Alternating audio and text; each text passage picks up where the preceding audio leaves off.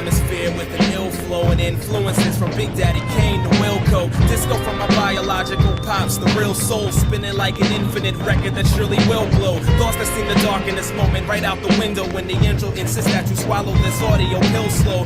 All 7 chakras in alignment for a real glow of internal growth beyond the limits that we seal closed.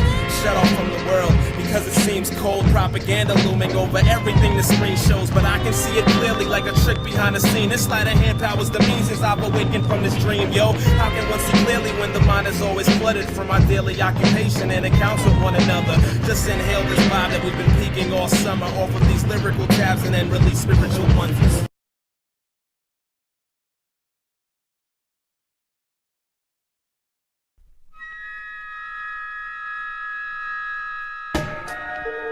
Right now, as I've said, the hearts of mankind are being weighed. And Amenti has been released.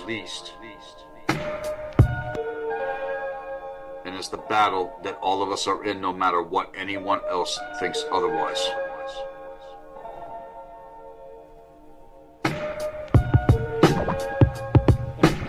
Many have fell to the wayside, and many will continue if you don't heed this, and if you don't share this with others, and if they don't heed this, and if you don't let them know otherwise as well.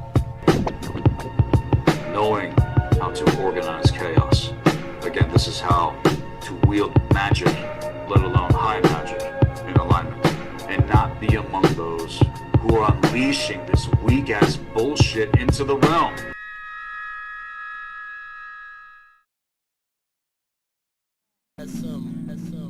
Put it together. Nah, shout out to everybody in the lobby. Rise up, rise up, rise up. Like the bright coursing rays of light fading the shell.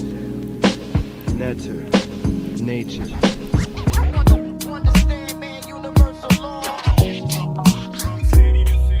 Rise up, rise up. The warriors.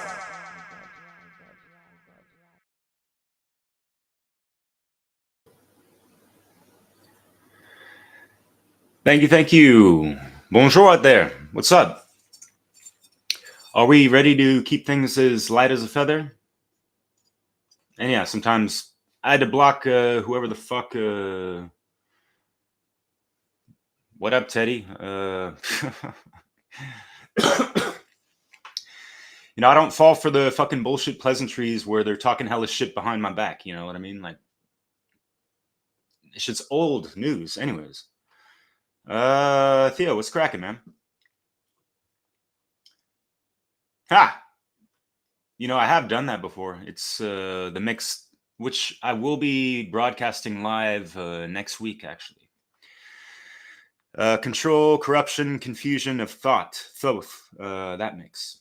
Fucking one of my top 5 projects I've ever made in my life, actually. Shit's deeper than Atlantis. And we're gonna get pretty deep. Shout out to Brandon Spencer, part of the One Great Work Warriors, which is why I threw in that little tidbit at the end.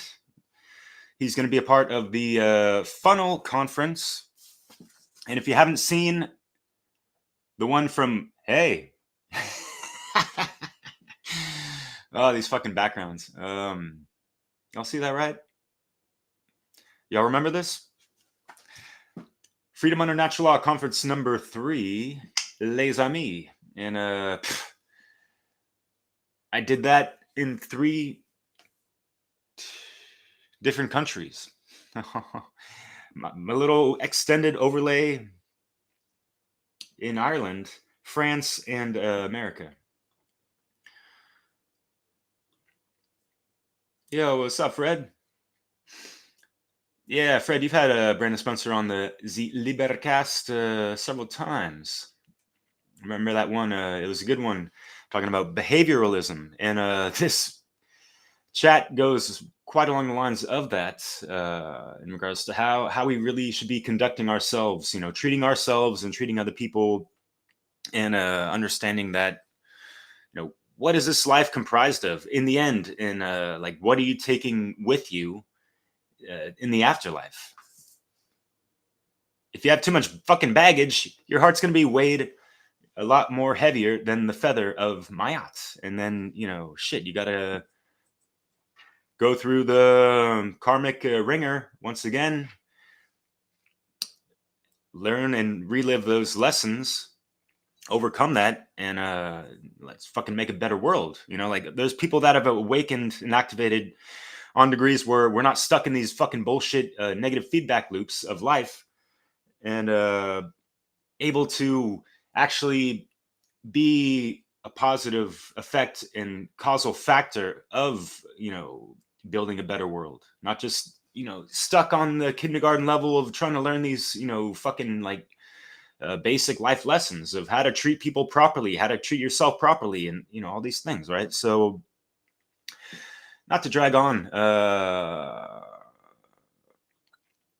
because we'll be getting quite into a good amount of things of that nature, our relationships we have, with loved ones, family, yourself, and all that stuff. And I know sometimes on the surface it sounds kind of corny, but you put these things into perspective from the cosmic law, natural law aspects of navigating this reality and having to deal with the bullshit in the world, alchemizing that, and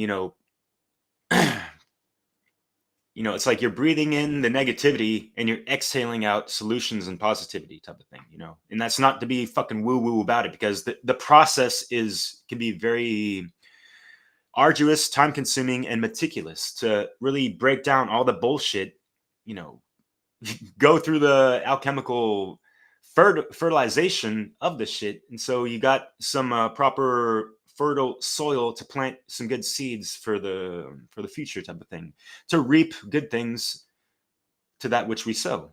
Don't you know, as above so below, and all that rigmarole. So enjoy. This is a great conversation. It's about 2 hours long. So voila. Bonne séance. Or enjoy the show, as we say in French. Ciao. But as long as we say to ourselves, we will do as we please, the same thing, it falls into our moral structure. The morality of the people is falling, and falling seriously. Ready now, get ready now. Ready now, get ready now.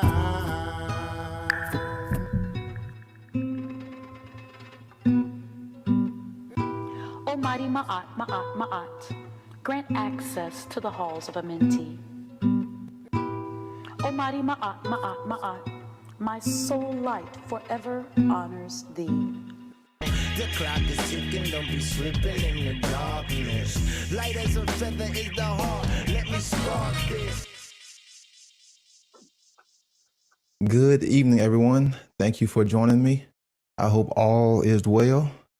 We are coming off the Freedom Under Natural Law 2 conference, and it was an amazing weekend. I have my guest, Derek Bartolocelli. Derek, did I get it right? Yeah, buddy. Yeah. All right. Yeah. Sweet. Yeah. Not everyone does too. So yeah. Yeah. Thanks for coming on with me. And first off, how did you enjoy the conference as far as the Freedom Under Natural Law 2 conference? I was vibing on that all weekend long up until today. Yeah. It was great. It was live. It was really eclectic, a beautiful collection of speakers, presenters, artists, music, the whole shebang. Yeah, you were there. You did a great presentation in the first handful lined up to start it off, and you did great, brother. Learned a lot. Yeah, it was a wonderful event. It was a good collection of dance, art, expression, creativity, her knowledge. It was just a wonderful, positive event. So I'm glad that everyone was able to, support. Thanks to Will Keller, Chris Jansen, Leslie Powers, all the people who was behind the scenes who made that event, happen. Everyone who supported and was in the chat. It was an amazing experience. So speaking on other events, there is another online free presentation that is being held this weekend. the Shattering the Illusion event. So if you're not doing anything this Saturday, please check out this wonderful event. I know I am going to be there, and it's going to be another great lineup of speakers. So hopefully people can come out and learn more about, how natural law, how anarchy, objective morality, and how the state and external authority is immoral. And even if you can't join, always check back because the videos will be posted up.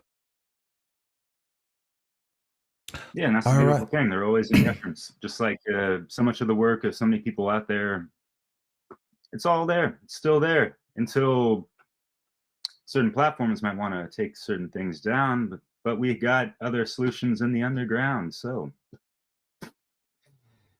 Yep. So, Derek, what's going to be the topic for today? I said, what do you want to talk about?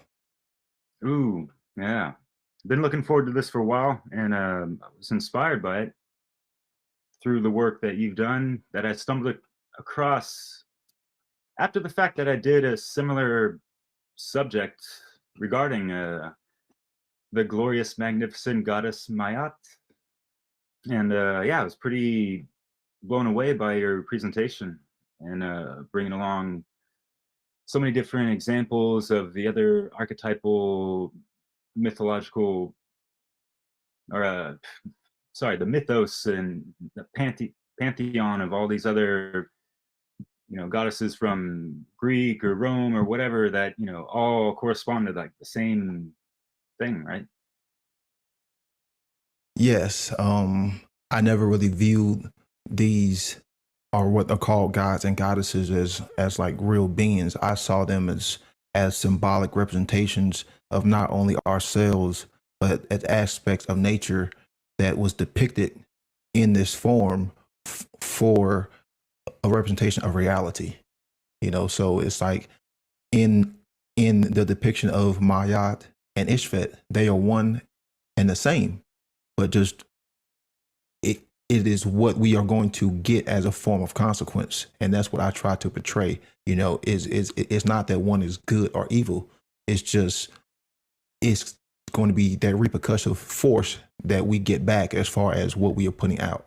And that's what I try to represent in that presentation. But as far as mythology, mythology in and of itself, I always thought it was a representation of certain aspects of ourselves, of certain archetypes and certain principles that were trying to be displayed as a means to install creativity, means of thought and exploration in a young mind. Because these myths and these these storytellings and these folklores was at a point in time when we didn't have technology, we didn't have all of these things. So we had to engage in these myths and storytellings, which is why whoever was doing these storytellings and, telling these folklores and these myths, they would get involved almost in character to themselves. Because, hell, imagine it's almost like the campfire. You got kids around, the kids are going to have this imagination. So you have to bring out that livelihood. You have to bring out that energy. You have to get them engaged. You have to make them feel as though they are there, because you are installing that into their mind, into that imagination, to get them to see themselves as that main character, for them to go out on that journey, for them to be their own hero, for them to understand these universal principles. And that's what I always saw mythology was. And that's why mythology in today's day and age gets a bad rap, because, like most people will say, well, the Egyptians just worship the cats and all this, and all this stuff, are, how they just worship cows. It's like, no, that's not what it was for. And, the cow was a representation of the goddess form in the feminine form, because the moons and the sacred, and how the sacred milk was always the sacred feminine as far as liquid. So, it was always considered sacred. And the moon, the whole symbolism that was always associated with Hathor or with Isis or with Maat. And Maat, from my research, is an earlier depiction or a later depiction of Hathor. And Hathor was a later depiction of Tyort. And I would say Tyort has been depicted in many civilizations as this kind of plump, pregnant female, goddess that has been, found on so many, stones and monuments. Now, I would also say that this is also a reflection of the age of cancer, of man in the age of cancer, in the great womb.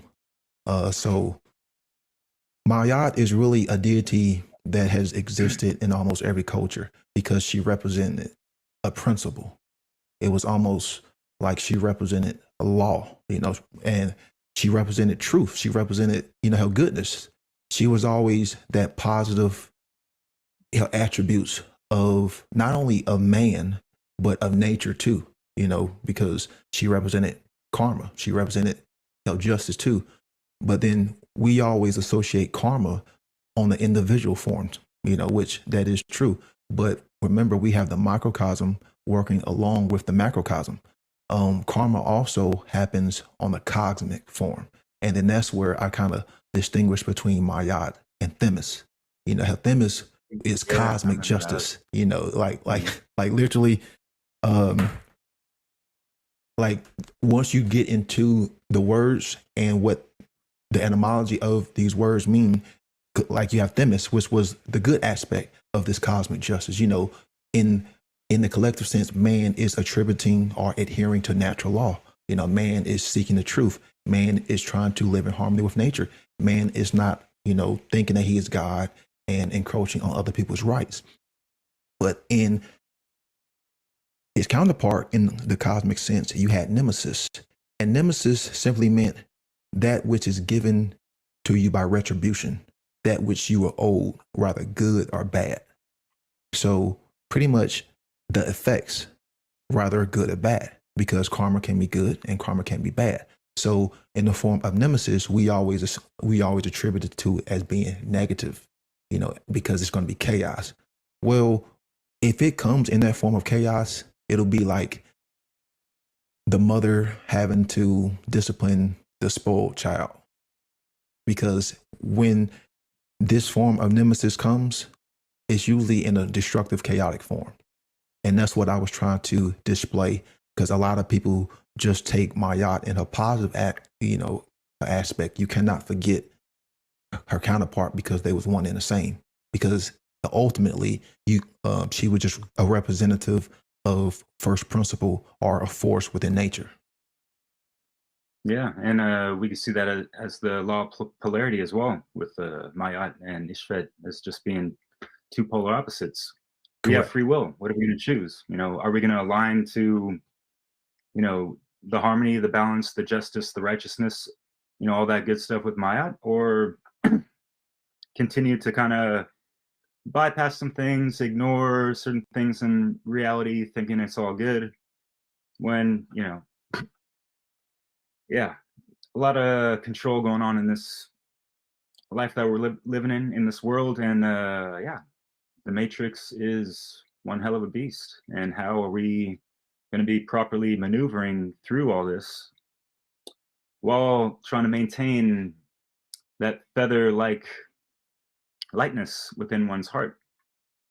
Right. Because it seems like in this fallen time matrix and everything, everything seems to be designed to drive things towards, all the negative vibratory attitudes and aspects of the human psyche.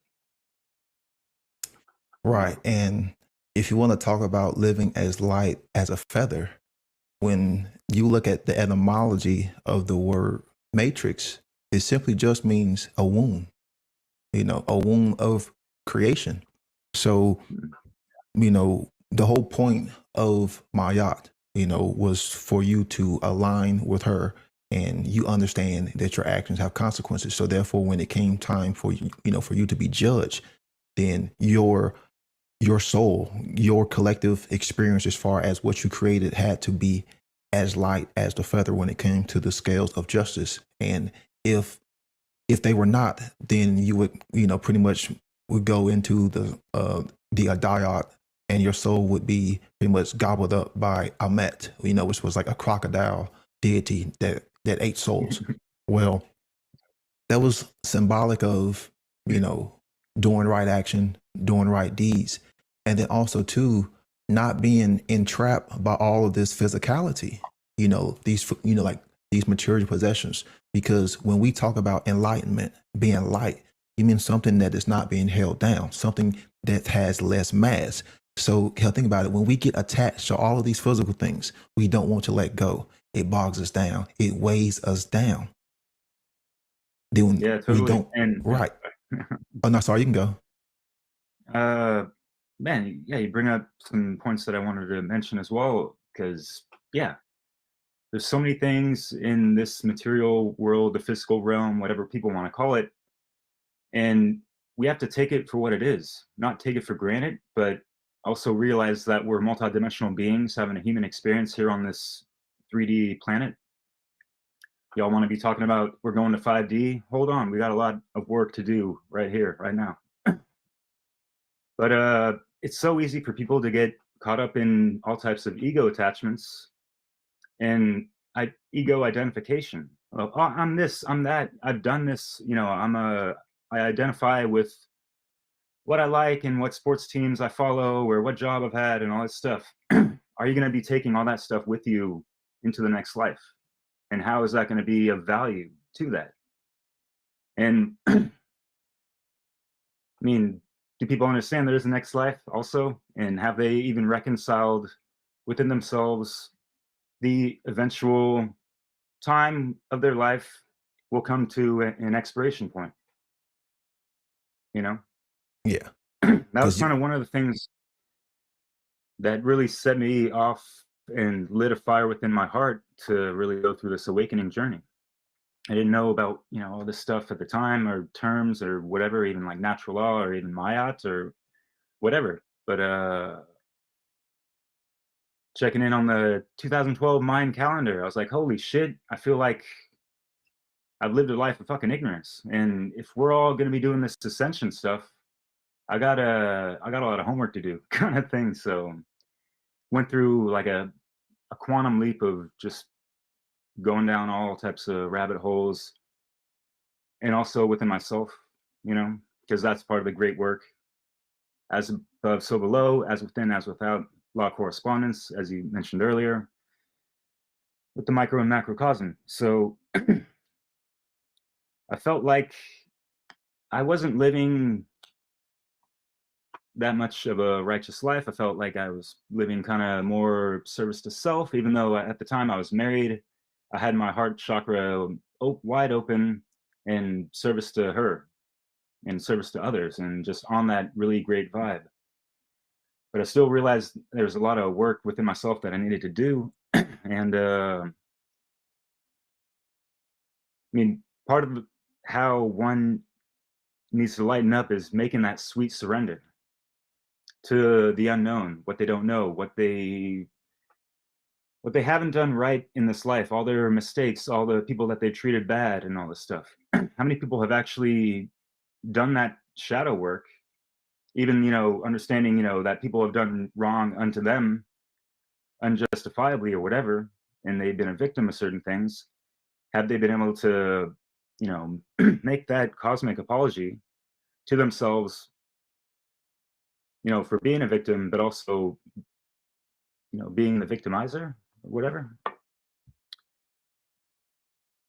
and trying to rectify all these things? That's interesting you brought that up, because that's what I put down as one of the things as far as what can we do to live as light as a feather, is letting go. Letting go of the fear, letting go of the trauma, letting go of the things that may have happened to us, and not being so attached to that. And that's not an easy thing for people to do, because that takes time. You know, that takes a hell of a good amount of time. And that's and willpower. And yeah, willpower. It takes, you know, knowledge. It takes care, you know. So a lot of people aren't going to want, you know, to do that. But it was in these teachings, in the coming to an understanding of these teachings, these principles, these are these 42 positive confessions, because there were like actually confessions that they use as far as one could see if they was living a moral life, which I can, you know, hell, I have the shirt now, the 42. Well, these are the negative confessions because the positive ones are, I have not, done this. Well, the negative ones were, I'm sorry, the positive ones, I have done this. Well, the negative ones were, I have not stolen this. I have not, committed sin.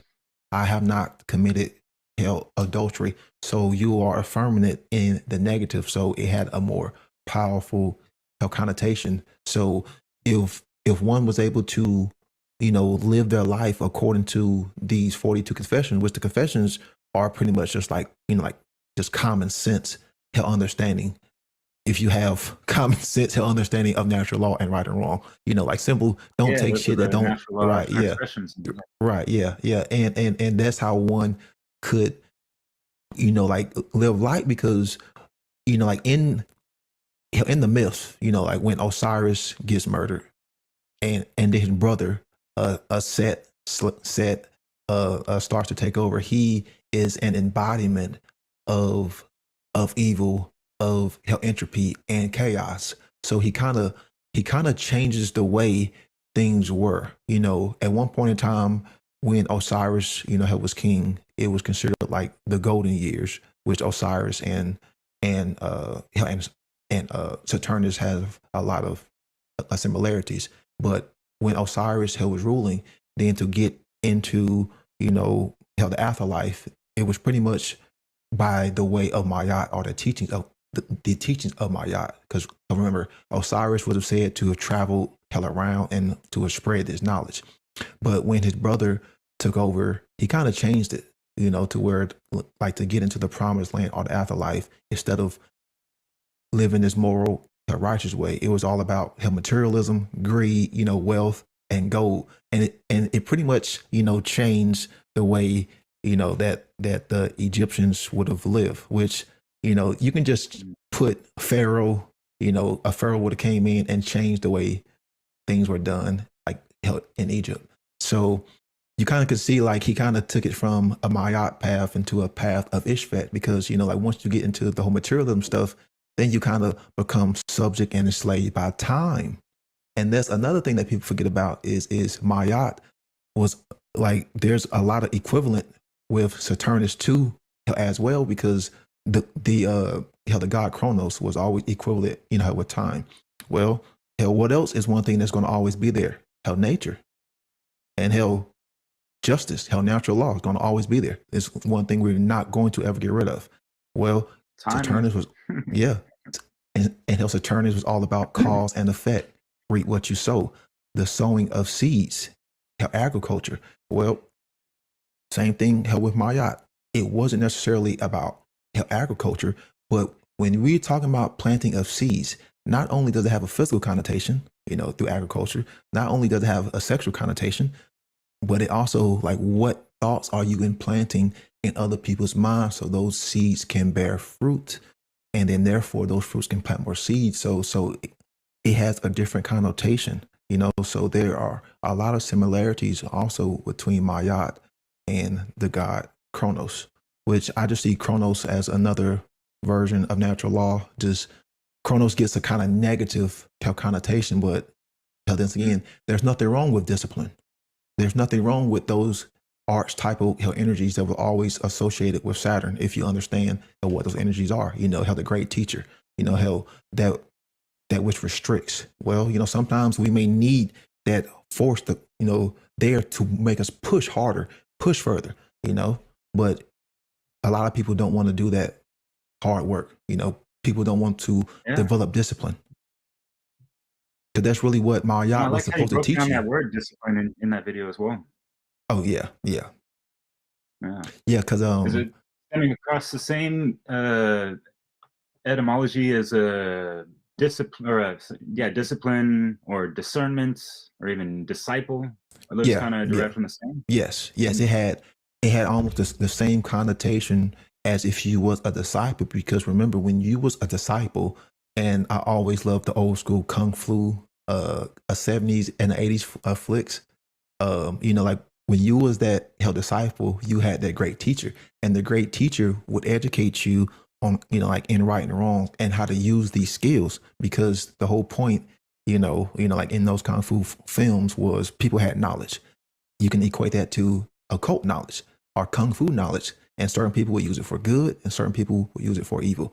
Now, if you was that disciple and you had a good teacher, he would teach you how to use that knowledge for good. Yeah, like you brought up that example, instead of like, even me, I have like a brain blockage sometimes. I think of a disciple and I think of, some religious, connotation of it or whatever. But yeah, Kung Fu, great reference. Shaolin style or not. But we don't have to return to the 36 chambers, Wu-Tang style. But man, I forget, what does Kung Fu mean again? What's the word mean? Do you remember? I want to say it's like to master art or something like that, to like practice a art, or maybe I'm getting like kung fu confused with something else, but it's almost like an art, or to like practice it, or to get obsessed with it to the point to where you just become so good at it. It's almost like a natural skill. Like, Yeah. And that takes discipline, huh? yeah, Those young disciples out there, or old, takes focus, yeah, takes willpower, takes dedication. and and it's funny because like all these things we're talking about is so much easier said than done, right? It really takes, a lot of time. One of those Yeah. spiritual currencies, your focus and all that shit. But yeah, like, But that's another the thing. great work is work, and waking up is no walk in the park. Enlightening takes a lot of shadow work. You got to lighten up within the temple of your own being. Have you been down there recently, guys? You're like, because I don't know about you, but my awakening was like obliterating to my ego or false identity and all that stuff. I was weeping and like hyperventilating from like crying so much and like repenting so profoundly of so many things, and like, man, there was just so much shit that got, that just like dissolved within me, as far as like all these attachments and lower consciousness miasmic bullshit that's out there in the media or even music or whatever. I just didn't want, I felt just really activated and keyed into the codes of consciousness and natural law and all these things. Like, this is like how we're supposed to be like born into this reality anyways, and even then some, and having more than just 2 strands of DNA activated. So yeah, if you haven't really cried and out in anger, went through the dark night of the soul, had your cathartic moments, there's a lot of work to be done, and like people have to purge out so much of these things. We cannot hold on to these things. Yeah. At the same time, like on the lighter side of things, like, yeah, it's not all dismal and teary-eyed shit, man. I cried rivers for the past dozen years or whatever through all this shit. But I've also laughed my ass off so much, like bellyfuls of laughs, like uncontrollable. You got to laugh at it. You got to laugh at it. Yeah, brother. And but that's like the beauty in the struggle, if you will, and that's why I love hip hop and other music that can, I did a podcast with Fred Gringas at LIBERcast. Alchemized artistry, finding that beauty in the struggle and overcoming all types of adversity.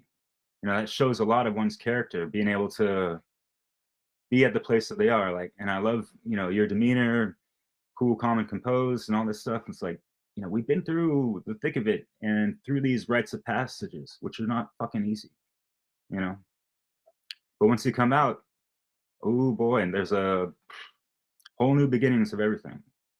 And even then, this path work is pretty lonely sometimes. And that's why I love getting connected with like-minded folks and just, breaking down, concepts and and this is just like therapeutic for me, getting in touch with you and doing this, you know. So yeah, thank you, man. Living that life of gratitude, that's a proper attitude. Right. Which is, yeah. You was talking about that. It just dawned on me because we're talking about, you know, Hamayat.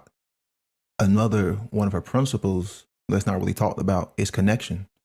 Because if she is a principle, then you have to be connected to first principle, you know, in order for you to live your life through her, you know. And if you've read a lot of the kind of esoteric, you know, like teachings or writings, like even in the Stellar Man, you know, like when he's talking or when he's reading or writing and he's talking hell about Isis, you know, hell, when the goddess would always hell appear, you know, she's always saying, you know, like, hey, I've always been here, you know, like, hey, if you're ready, then I will take you into my arms, you know, but you know, like this will be a serious, you know, relationship, and I will be there for you to comfort you just as though you are there for me. So pretty much it was always like this kind of comforting thing. Well, if you kind of look at what Hamayat and natural law was always her representative of, how it's like people think that natural law is there to control us. It's like, no, it's there to be that balancing force, that guiding force, that force which guides us in the right direction. It is that nurturing force because nature can be that nurturing force if you are putting that same force out, just as though how nature can be that chaotic force, and it can be that controlling force, and it can be that vengeful force. So yes, it is about how connection. And yes, it is about not only connecting back with ourselves, back to the truth and back to natural law, but also in connecting with others. Because that's how we really help solidify, you know, how that true connection on that external plane. We make that internal connection to Hamayat and natural law, and we push that hell outward by making connections with other people. Yeah, man. How else are we going to do this quantum shift? People have been talking about the 100 monkey effect for how many years, you know? Right, yeah. And I love that concept as well. I think it's definitely possible. But yeah, that quantum shift in consciousness on the collective scale ain't there yet. And especially ain't there yet with all the masses of order followers that are out there that are keeping the boot on, you know, humanity's neck and all that disrespect, and all the masses and droves that support all that. Yeah. All the pieces of shit that work at YouTube that want to censor people's censor people's videos. Those little collectivist fucks, those little ass wipes. Yeah. Those little immoral pieces of shit that think that they can just push a button and just wipe out your years and years of hard work. Like not caring for people's time, or not caring, you know, that people invested hundreds and hundreds of hours into trying to create something, and some little collectivist ass fuck can just put it in the trash bin. Yeah, we've got a long way to go. Yeah. Yeah, and with all that, I mean, it's like already these people are acting on like from a robotic, you know, state of mind almost, and at the same time they're in bed with AI. So past couple of years, I've been kind of curious as to how much of AI is running the show on whatever platforms, as opposed to, you know, whatever computer nerd coward POS is out there, you know. Oh yeah, yeah. It's AI because they don't even read. Yeah, the AI don't even read your fucking reply because you get the same fucking reply back. You know, like yeah, I had my whole channel deleted for something, and like you don't get like a human response from these people. You know, no, oh sorry, you get a little lip service and yeah, community guidelines yeah, which changes on the whim of whatever, you know, moral relative, you know, thing that suits them in this, you know, in these draconian days that we're living in. Right. But you know, it gets back to Maat and Ishfet. Maat was representative of justice, of good, of free will, of truth, and also of individuality. Because when you are walking that path, she's walking alongside of you. She's there to comfort you, when you fall. She's there to help you when you get up. She's there when you are in your deepest, darkest moment. She's always been there. She will always continue to be there because the truth and nature will always continue to be there, even when we are not there. So this aspect As will gravity. of right. This aspect of Mayat can be seen in the path of the individual, how walking their true purpose, how speaking and using their voice, standing out when we see this authority, how this authority, this slave system coming full force. Now let's look at what Ishfet was. She was chaos. She was ignorance. She was disharmony. She was not using free will. So she was fear. Yeah. That's when that happens. So, yeah. And that's what we see in this group mentality. There's no free will, thought. There's no conscious thinking. There's no responsibility. Well, nemesis would always appear when humanity does not want to take responsibility. And that's what we are seeing now, because the group always says, well, there's someone else there to take this responsibility. He'll take responsibility. Oh, no, she will. It's never me. It's never me. Nope. It's always someone else. Or just sweep it under the rug, right? Under the rug, and kind of, we'll worry about it later. Let the next 100 generations worry about it or whatever. Yeah. And you see, it's fine. It's all right. Yeah. And this is what the whole point of the collective karma was, from a form of Mayat and Themis, and from a form of Saturnus, of Cronus. You reap what you sow. Also, too, the sins of the father will be laid or rested upon the son. Like, karma doesn't always work from like me to you. Like, there is a thing that's as generational karma too. Like karma works on a lot of fucking different scales. So on a multi-dimensional level, for sure. Yeah. Like people have just this single notion of it. They don't see it from a collective standpoint. They don't see it from a generational standpoint. They're just seeing it from how one to one. And it's like, that's okay, but that's not far enough. That's not good enough. We got to constantly continue pushing our understanding and conscious. But just always know, you will never ever be above, I said Mayat, you will never ever be above the teaching of natural law. You will never ever be above the teaching of karma. They will always be above you. Yep. Always. The teachings, will always be above you. Always. Man. Yeah, so are we going to be a slave to our own mental conditionings? Keep going following Ishfet? Or obviously staying aligned to the good old divine and not really following the herd? Because, Brandon, I'm sure you've noticed and taken a big underwhelming look around the world, if you will, and realize that there's around 8 billion people breaking natural laws on a daily basis. And we have to understand that and not always, hold it as some kind of chip on our shoulder and have this weight on our backs, because we're fighting the good fight and all this stuff. But at the same time, like, how are we still going to find that balance of keeping the proper attitude about things and not, letting this affect, the weight of your heart that's going to, tip the scales not in your favor type of thing, Because you mentioned the first principles, like mentalism. First, it's all about our state of minds. And if we're not in control of it, something else is. Right. Yeah. And then also too, is you got to figure out what drives you. You got to figure out, what your purpose is, or, figure out what your passion is too, because we look at this work like it has to be something that's negative, something that brings us down. You can still make it fun too.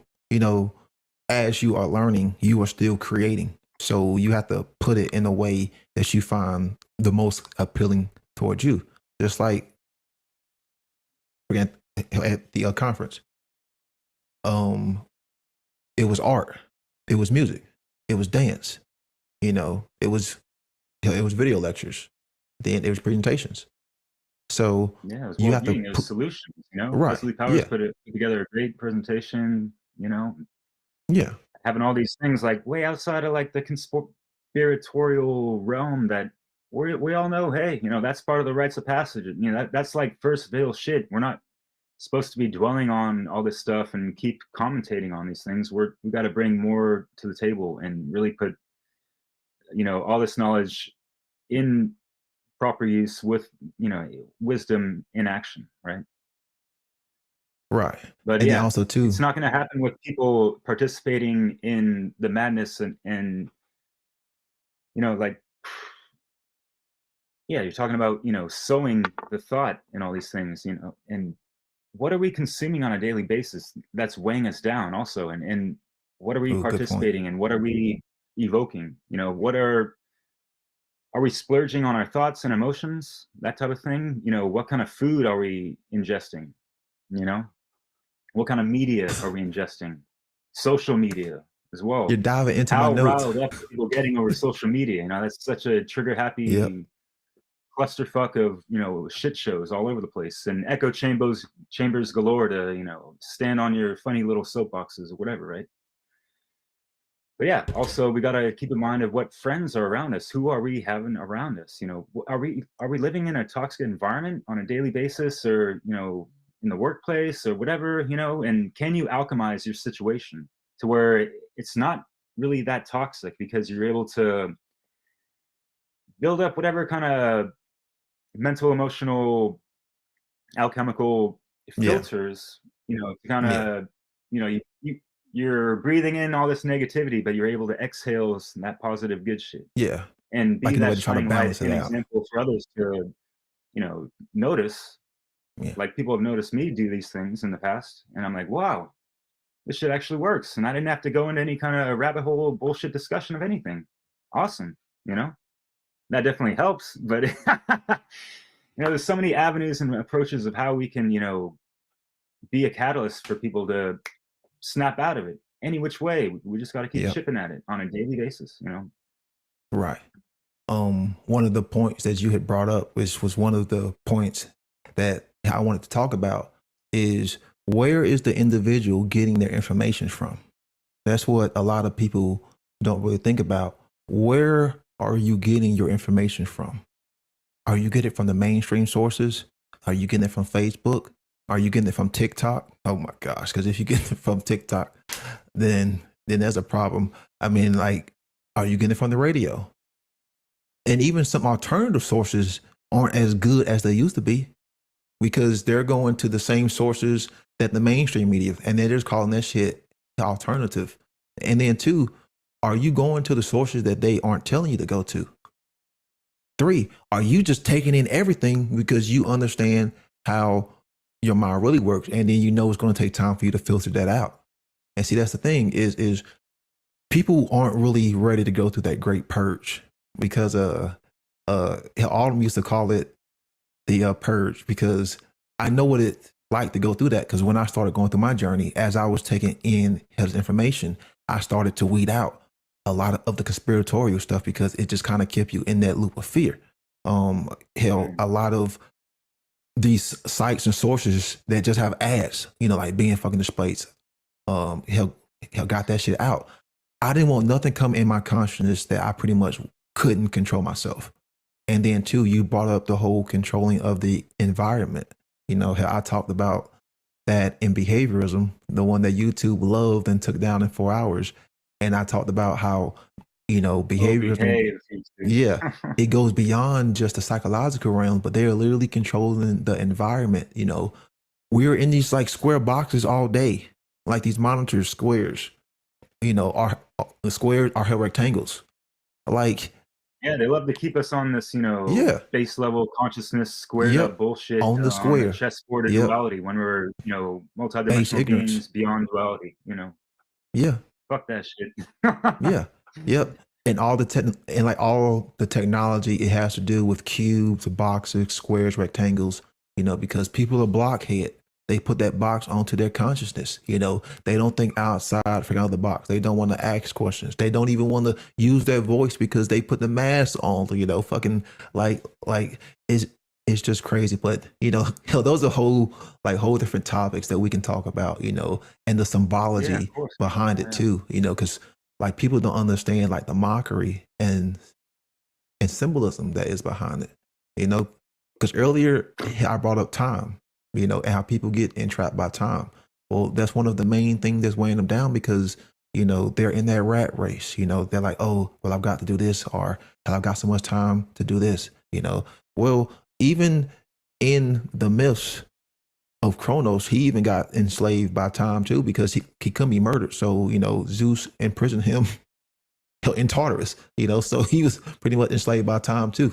So time will enslave anyone because we start to become attached and we start to fall into this illusionary mindset. Well, I've got to take all this stuff, I've got to hoard, I've only got so much time, pretty much like the squirrel who's trying to get all the nuts, and he's trying to put them all in his mouth. Like that's us. But look, in any situation, when you are losing time, what does that cause psychologically? It creates stress because if you are drowning, you're running out of time. If you're not breathing, you're running out of time. If you're starving, you're running out of time. Time is the one thing that all life wants more of, is the one thing that we all seek. But yet the one thing when we don't have, we start to panic. We start to get stressful. So just imagine we're in this rat race. We're chasing this illusion of time, which you're never going to catch. So then therefore you create more stress. You create more panic. You create more anxiety. Then what does that do internally? Weighing you down. Yeah. And then I also call these the trappings of life, because we're all conditioned. Hey, you're to go to school. You're to go to college. You're to get a 9-to-5 job. Hey, you're to get married. Hey, you're to have kids. I'm just saying, like, that sounds like a big trap to me because you're putting yourself in the system, and mind you, I'm not saying that having kids is bad. Like, I'm not saying that. I'm not saying if two people want to live their lives together. Like, I'm not saying that. But the problem is it's a threesome and you bring in the government, you bring in the state. And then that's where the trappings happen. And like, that's the problem because I'm not getting in any relationship with any external help, external authority. But, we are conditioned to buy into all of this stuff, and then it entraps us. It keeps us conditioned, and then it also keeps that cycle repeating itself. Then therefore our kids repeat that same cycle. Then our kids put their kids in these government indoctrination camps, and then our kids go and join these 9-to-5 slave jobs, and then it's just rinse and repeat, and then bam, it's programming, it's conditioned, it's that rat wheel over and over. Yeah, and to continue with the analogy, I mean, this wheel is spinning so fast, and it makes it hard and daunting for people to jump off. And yeah, it might be a painful leap or landing, right? Metaphorically speaking, or whatever. Financially, people want to, not be a cog within the wheels of the beast, whatever. Sure, yeah, you might have to take a loss, Yep. I've made the sacrifices. I've been in some, fortunate situations, with my wife before, but I was making less than 10,000 euros a month or a year, easy, But I was like happy as could be, pretty much, especially breaking the chains of my own mental enslavement. Yeah. Just being on that vibe and like, I don't know, there's something that is so active within that just keeps replenishing energy within you once you're really in tune and aligned with natural law. I don't know, just going through the principles, you got your mind right, you It's that inner understand the knowing. correspondence of everything, even the correspondence between the mind within your neocortex and the whole limbic, whatever, and the inner mind of your heart and all that stuff. And how are we vibrating that beautiful love energy and how are we kind of in harmony with the songs of these divine principles, and being able to ride the rhythms and not having such a discord of that flow, and having it more consistent where there's the less and less ebb within those flows, right? Right. And how are we, having that hieros gamos of the balance of the masculine and feminine in regards to the law of gender, right?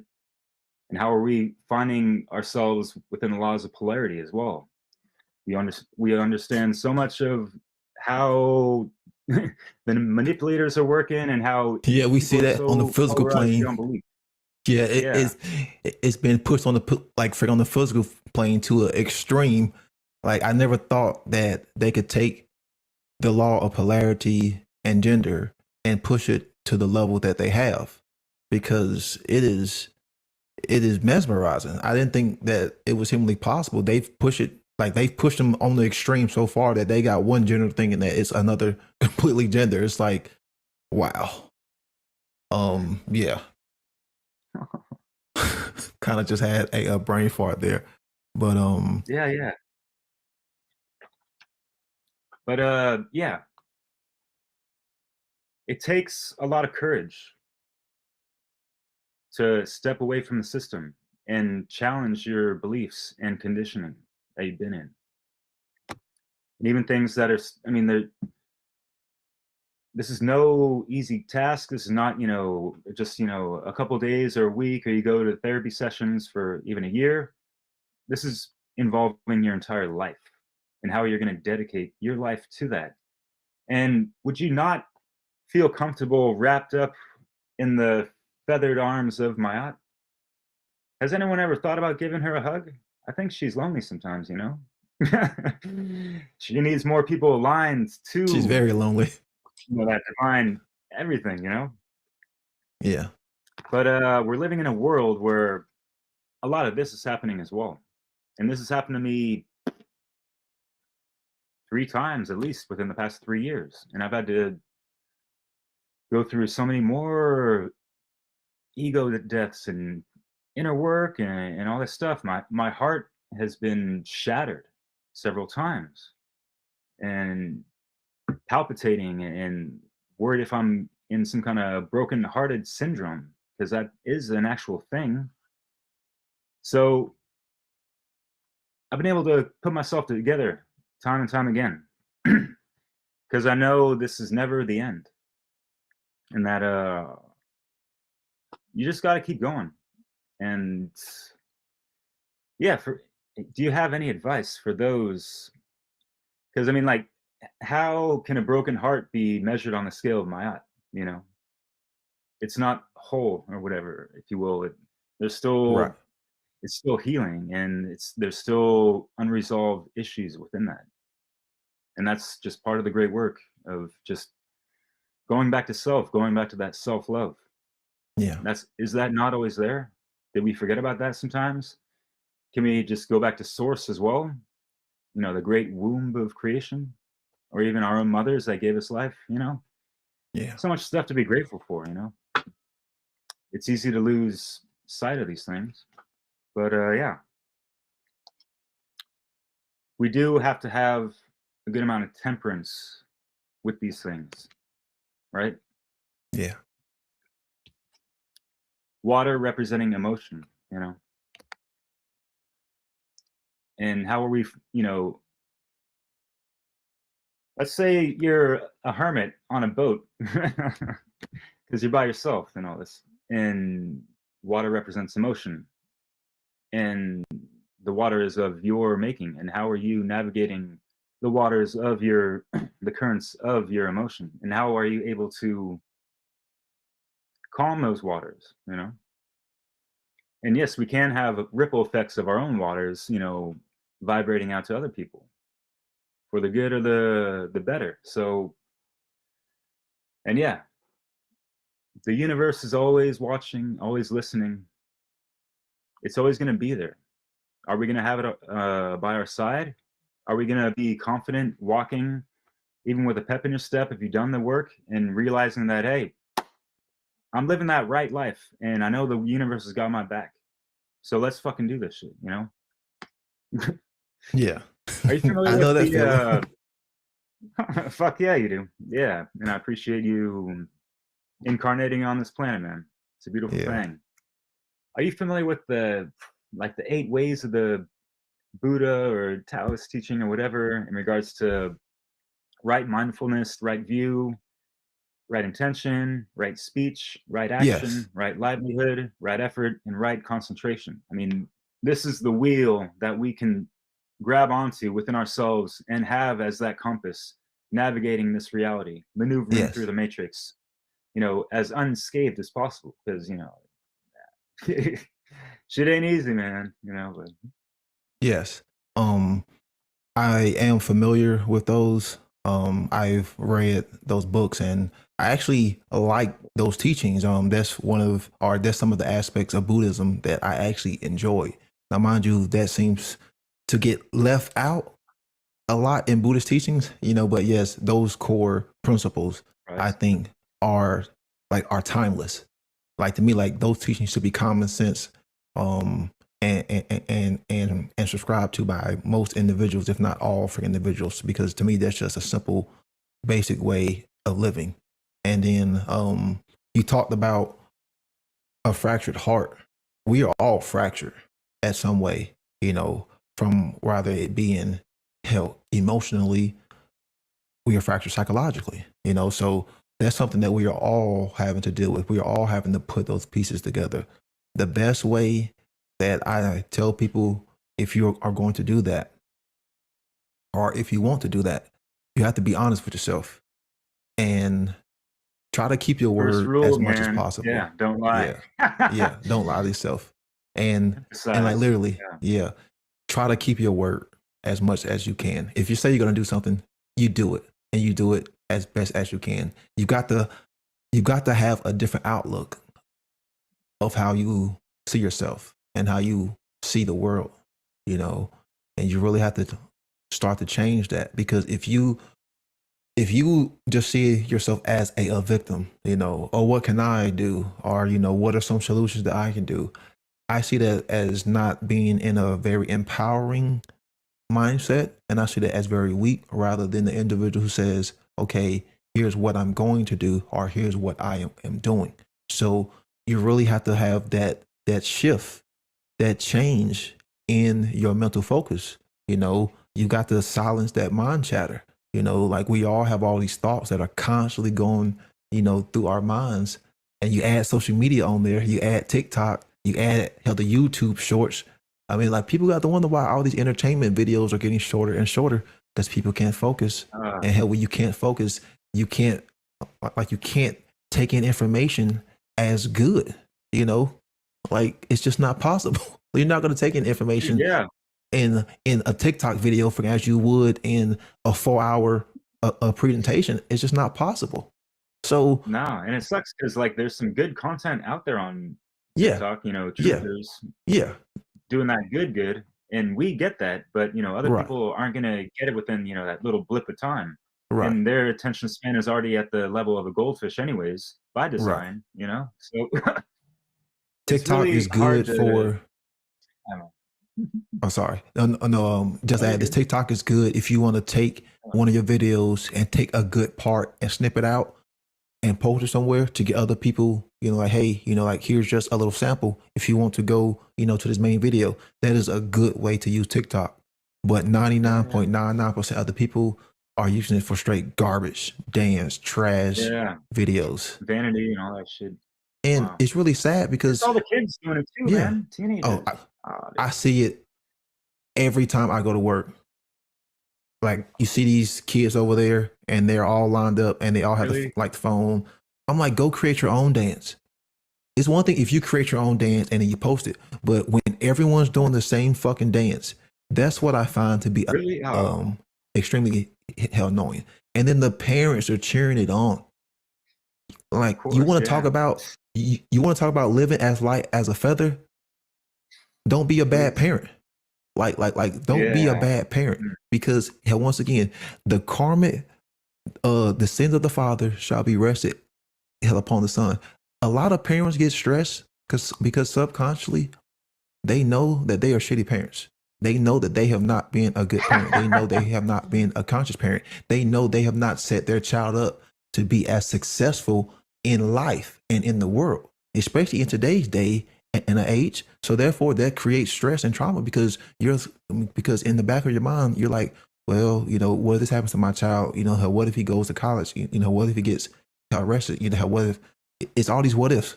And we all know that the mind can take a what if and it can just start creating, man. It will be like a damn spider's web. So, and that's the problem, because people will, sorry to interject real quick, but you bring up a great point that people are, parents are actually projecting their own fears onto their kids in the unconscious, subconscious realm. And that what that's actually doing is creating energetic patterns sent out into the morphogenic field of potentialities that could actually happen. And if they're concentrating and focusing on that much more, the potentialities are going to come, closer to actual happenings, It's like a different form of magic. Like that's pretty much what it's like. It's like you are putting the energy out there and you're hoping that how that energy comes back to you. Like that's pretty much what you just said. This is another form of magic. Yeah, we can do it on the flip as well. Pre-paving, your road on this journey and what you want to do and how you picture life in the next 5-10 years, next month, whatever. What kind of work does someone want to, actually do? And I've been going through this myself because I've been like a mystic journeyman vagabond traveling around like 30 different places for the past, 3 years after being divorced and all this stuff. Yeah. And I'm pretty much taking it in stride for the most part. But yeah, it's like having to reshuffle based on where I'm at and all this stuff and figuring out, all right, what can I do like to make some kind of financial gain? Because I'm kind of draining my savings or whatever. It's just like so much stuff to consider, but at the same time, I'm not letting it weigh me down. I'm still just having all these things around as possibilities, potentialities. And I understand life is beautiful, even though it's really, really, really fucked up because of all the scarcity-based mind control, to say the least, and social conditioning. But yes, I wanted to bring up time as a perfect example of this scarcity-based mind control that Bob Tuskin spoke about. I don't know if you were familiar with his work. He was in that Free Your Mind conference years ago. Yeah. Did a great presentation on the whole scarcity-based mind control stuff. But like we can step out of this linear bullshit, manufactured, man-made, manufactured even, or whatever, measurement of what we call time, on the 3D level. We can be the non-linear multidimensional beings that we're, supposed to be, kind of thing, Yeah. But it's all about, chipping away on doing the inner work and keep finding ways to level up within yourself. And we were talking earlier about, we want to, explore more about the tarot and astrology and all these things that are in line with natural law. These things are such great companions and way showers and teachers for us to understand, and align with, and it just creates so many more open doors within oneself, Yeah. And to me, from what I've seen, the best way for humanity to open up this door is starting from the individual level and coming to an understanding of what is right and what is wrong and the teaching of natural law. Like, to me, that is the best way, because we are talking about a shift in consciousness. We are not going to get to that shift in consciousness in 5D, 4D, whatever the new D is, whatever the new flavor is, without an understanding of morality. Like, if we can't learn to live with each other, how can we manifest ourselves on higher plane to learn to live with whatever exists out there? Like, it doesn't make sense. It's not going to happen. So like, everyone's talking about, a shift and, or some ascending, but they're not really talking about how right and wrong. They're not talking about how natural law even the people who will even bring up Maat or use Maat, a symbolism, never really get into the aspects of the representation of the meaning of natural law, of cause and effect, of karma. Like they won't even like get into that. Real karma, yeah. Right. Mm-hmm. So It's much it's new like age fluff around there, man. You know what's up. yeah. A lot of people They still don't think even that think she was a that real deity. right and wrong actually exists, right? A lot of these Yeah, people. I know. It's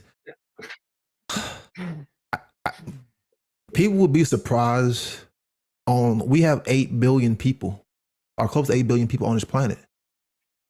How many people will regurgitate the same answers? Oh, there's no such thing as right and wrong. Or what about the roads? Oh, well, who will be there to tell us what to do? Like it's the same programming that gets regurgitated from the collective group. It doesn't matter where you are at, doesn't matter what time, it's the same garbage that gets regurgitated. You know, like you just start trying to get them to think. Yeah. Like it's like you just try to get them to think outside like of the box. It's massive fear. It like it's massive like it's like a defense mechanism, a program that's been installed by the social engineers that they all just will go to. It's like an antivirus fucking reflection from a computer, you know, like when you get that message popping up, it's like that's how people are, man. It's like freaking they just go to fucking, you know, oh fucking let me deflect. Like it's just all these excuses, man. And when collective knee jerks. Yeah. And the simple answer is just understand how what's right, just understand what's wrong, to understand how what we can do and understand what we cannot do. And sadly, too many people are still supporting that which we cannot do. And that was one of the teachings in the principle of Maat is not only are you not doing it, but you are not giving energy to it and you are not supporting it. That's what people seem to forget. That's what people fail because they just see things on the physical, material level. You know, and they think, well, I'm not the one who's actually fighting the war. Yeah, but you were going out there and voting to put these fucking crooked politicians in to send us to war and all these freaking bankers. So you're still supporting it at some level. Perpetuating the false dogmatic belief that in authority, you know. Yeah. Yeah. Yep. You know, so. Yeah. Sorry. You're good. Oh, no. Freaking you're good. Because I've still got some more other things to kind of talk about, you know, as far as trying to live as light as a feather. Because, hell, I brought up earlier the whole trappings of life. But how many people want to live a simple, easy life? Like not many people, unfortunately, because they want to have that big house. You know, you know how they want to have that Instagram, you know, health sensation. You know, where you're constantly having to, you know, like keep your program, you know, keep your program profile updated. You know, like you're the talk of the town. It's like you have to be, you know, have that gossip. It's like no, that's too much. Live a simple, easy life. Because all of that is going to bring in stress because you're always trying to fit into someone else's perspective of you rather than fitting in based on how you truly feel and who you truly are. So it is in living that simple life, you can bring so much of this weight, you know, like off your back, how material possessions. I mean, you know, how we talked about that, you know, how not just being attached to them, but in owning, you know, so many goods and stuff, because the problem with that is you have all these goods, you got to maintain these goods, you know, because there is an inevitable law that no matter what the physical thing is in reality, it's going to break down. It's going to manifest chaos. It's going to get dusty. It's going to start to break down. It's got to be maintained. That's everything.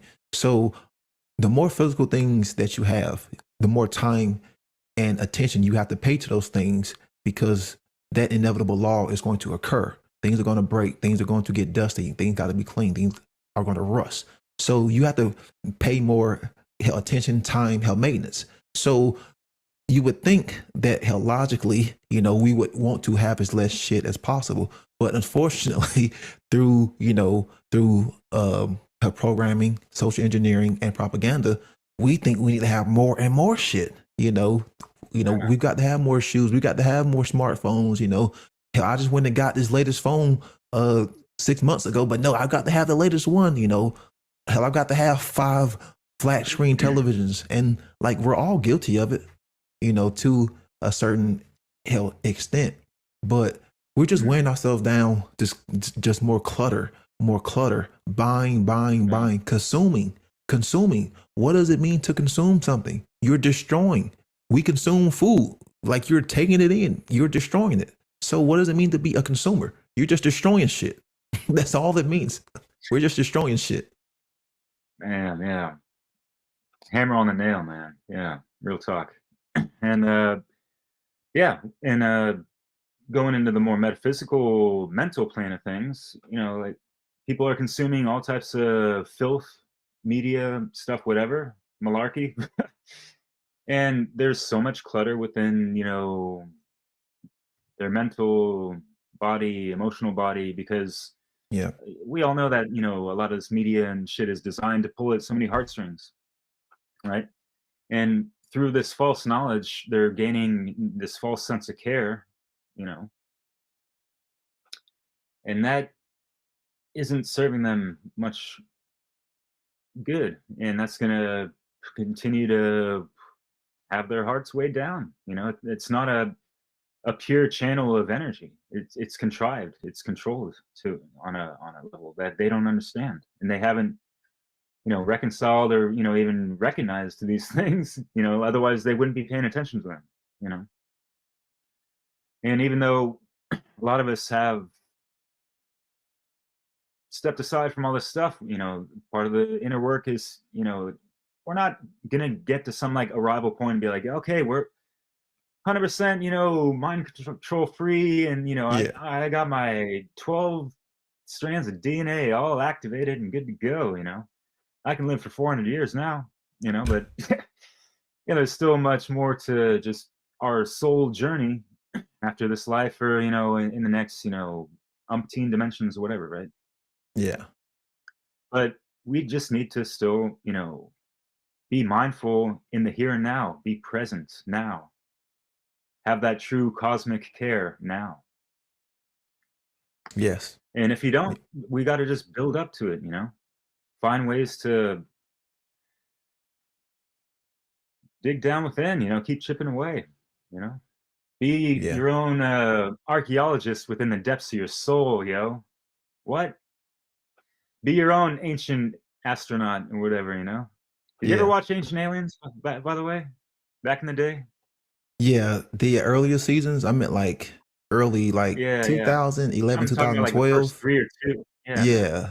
And that was when I got rid With our of lovely the famous hair television. guy, whatever his name is. Was it George Tsoukalos? Or George Yeah. Tsoukalos? Memory, Yeah. yeah.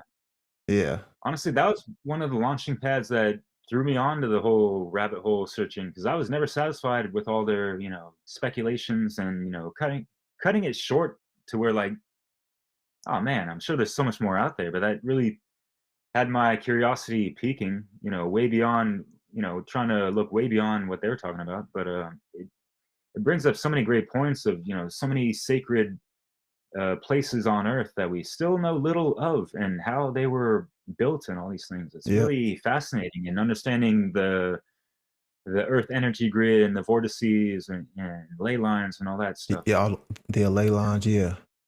Yeah, that's been a topic that has always fascinated me. I've just kind of put it on the back burner just because of everything that's happening. I feel like there are certain topics that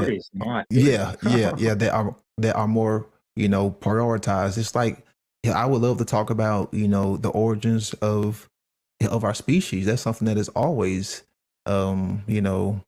sparked my curiosity too. Plus,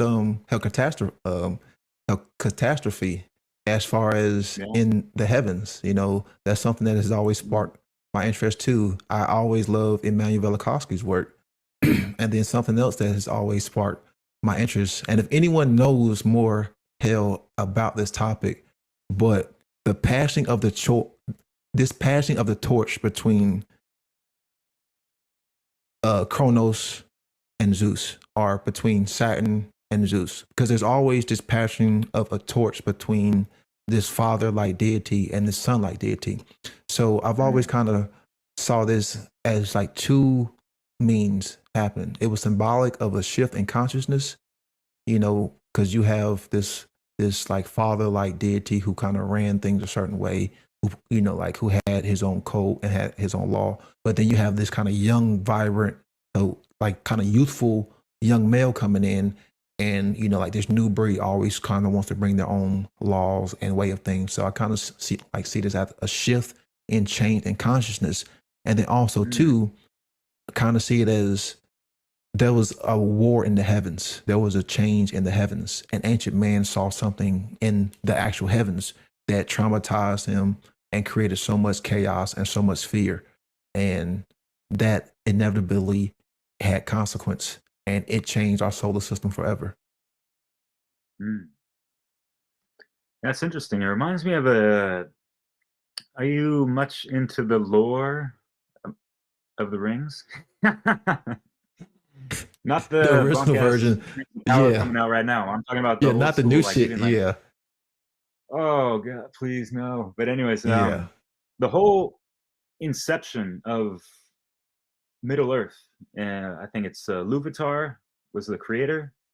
I don't know if you read the Silmarillion. I think that's how I pronounce it. I'm not a huge nerd on the stuff. I haven't even read that book, but I've, you know, looked at a lot of videos about it, and it's really fascinating. And one of the things that just really struck me in regards to just applying certain allegories, you know, like the mythos of, you know, what you were talking about in the beginning, right? J.R.R. Tolkien has some really phenomenal allegories in his writings. Yes. And the whole story with the Luvatar is that, you know, he pretty much created Middle Earth and the realms in between simply through song or vibration. And obviously, I'm sure that's, you know, the logos and where we get that interpretation from, you know, traditional teachings and all that stuff. And what happened and where you get the Saurons and before him was Morgoth is that, you know, the first, you know, entity, you know, souls with a, you know, an ego or whatever you want to call it, they were aligned to his song. They were aligned to natural law. They were aligned to Maat. And there was one person that, you know, wanted to take it upon himself to kind of create new, you know, sounds or whatever that were not on the frequency, and it created a discord. And that, you know, created the fall of grace of Morgoth, in a sense. And I'm kind of, you know, paraphrasing a lot of the whole story anyways, but, you know, it's not about that. It's the allegory of just, you know, how if we're not in a line and we're not singing, you know, those sacred songs and being on that frequency, then there is discord, there is disharmony, you know. Yeah. So how do we understand all the lyrics and melodies to the song, right? You know, well, yeah, we need to go into all these things that Brandon's talking about that, you know, have these allegories and stories and knowledge about the teachings of Maat or Ishfet and all the teachings that encompass natural law, universal law, cosmic law, karmic law, you know, the good old codes of cosmic consciousness, right? And objective morality, right? All to prioritize towards the harmony of the collective as well, because we're in a state of slavery, and it's really weighing down everyone to a good degree. But, you know, you and I just kind of going through it, right? But I'm trying to get more folks withdrawing from participating in all this, you know, all these, you know, cycles of madness. Yeah. Right. So, yeah, man. And what'd you think about the? Oh yeah, and real quick, just to finish off, in the book The Hobbit or even Lord of the Rings, Tom Bombadil, he wasn't in the movie, and that's a real shame. But he's in the book. Are you familiar with that character? He was like the physical manifestation of like the creator Luvatar, in a sense. I mean, that's kind of a theory, but it's cool to run with it because he was one that just he lived with the birds and the bees and the flowers and the trees, all that stuff. And he basically spoke in song. You know, everything that came out of his mouth was melodic and harmonizing and had rhymes and all this stuff. And it's not like He was like a people have to bard. be like that, right? But it's an archetype of such a beautiful way to live. And humbling oneself to, and yeah, we can see it as fantasy or whatever, and people use that as too much escapism, right? But if people really take these things to mind and heart and actually want to apply some of these things into their life, I mean, it's so beneficial. Of being connected to nature at any kind of level that's close to that, you know? Walking around just barefoot, for starters, Yeah. you know, just like little things. Going up to the trees when you're going out and walking around, just say hello. What's going on? Hey, thanks for this fresh ass air. I'm loving this pranayama, yo. Yep. Thank you. When was the last time you wrapped your arms around a tree as it was your lover? That kind of stuff, you know. You know, tree huggers Not like you have to have that Eros energy behind it, but you know, just tree huggers get a bad name. Yeah, you know, it's like the people who have gardens and they go out there and they talk positive to have their gardens and they see a increase, or how they see a result. You know, this has been proven that how voices do have how energetic consequence. You know, how this has been proven with the whole water experiment. You know, like you use positive word forms and they manifested these positive frozen water molecules, and then it worked that same way. So yeah, how this has been proven. It was called the Yamoto water experiments, and this has been done also with, I want to say, rice. Dude, did you ever catch that emoto when we emote? Yeah.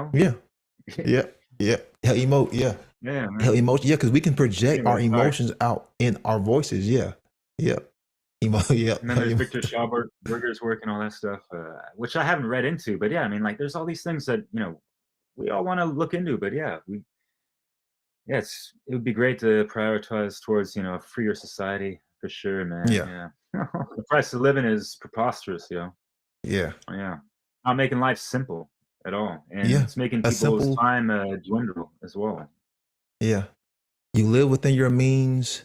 You live according to your principles. You know what you stand for, and just go out and live your life. You figure out what your purpose is. You figure out what makes you happy, and if you fall, you have her. You have Mayat. You have the truth to pull you back up. And here's a real world way that people can actually practice if they want to kind of free themselves of that burden.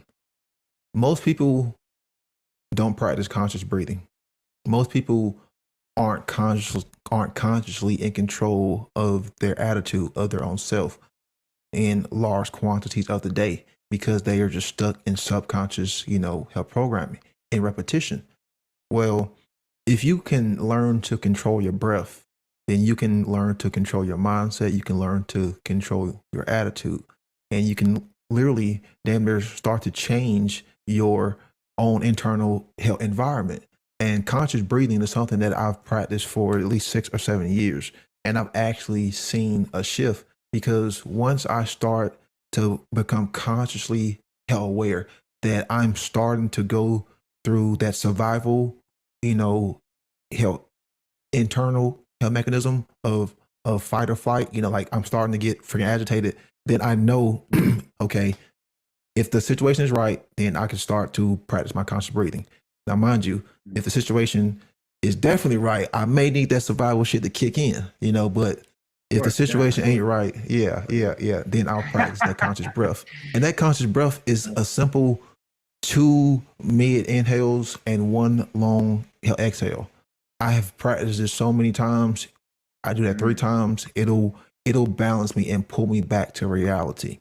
Like if I'm getting agitated, if I'm getting excited, you practice these breathing techniques. Well, there's other techniques, how that you can do. But what I'm trying to get people to understand is there are actual techniques that one can practice. Certain modalities. These techniques have been around for years and years. So if you are finding yourself, to where you are starting to lose control, okay, what's preventing you from learning techniques that, that's going to keep you in that harmonious state?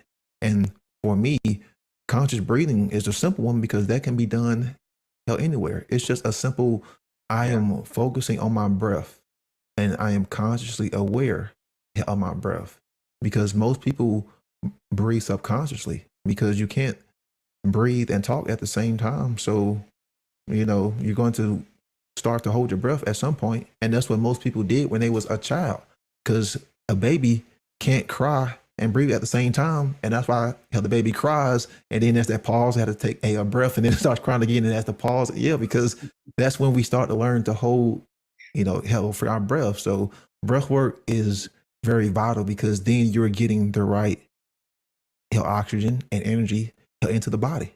And then that gets pushed back out in the internal trivium, the intake, processing, and outtake. So that's one way that people can really learn to start to have that mental clarity.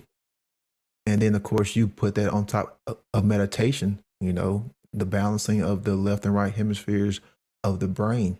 There are just so many things that people can do to really pull some focus, pull some power back within themselves. It's just not what can I do, is what am I going to do?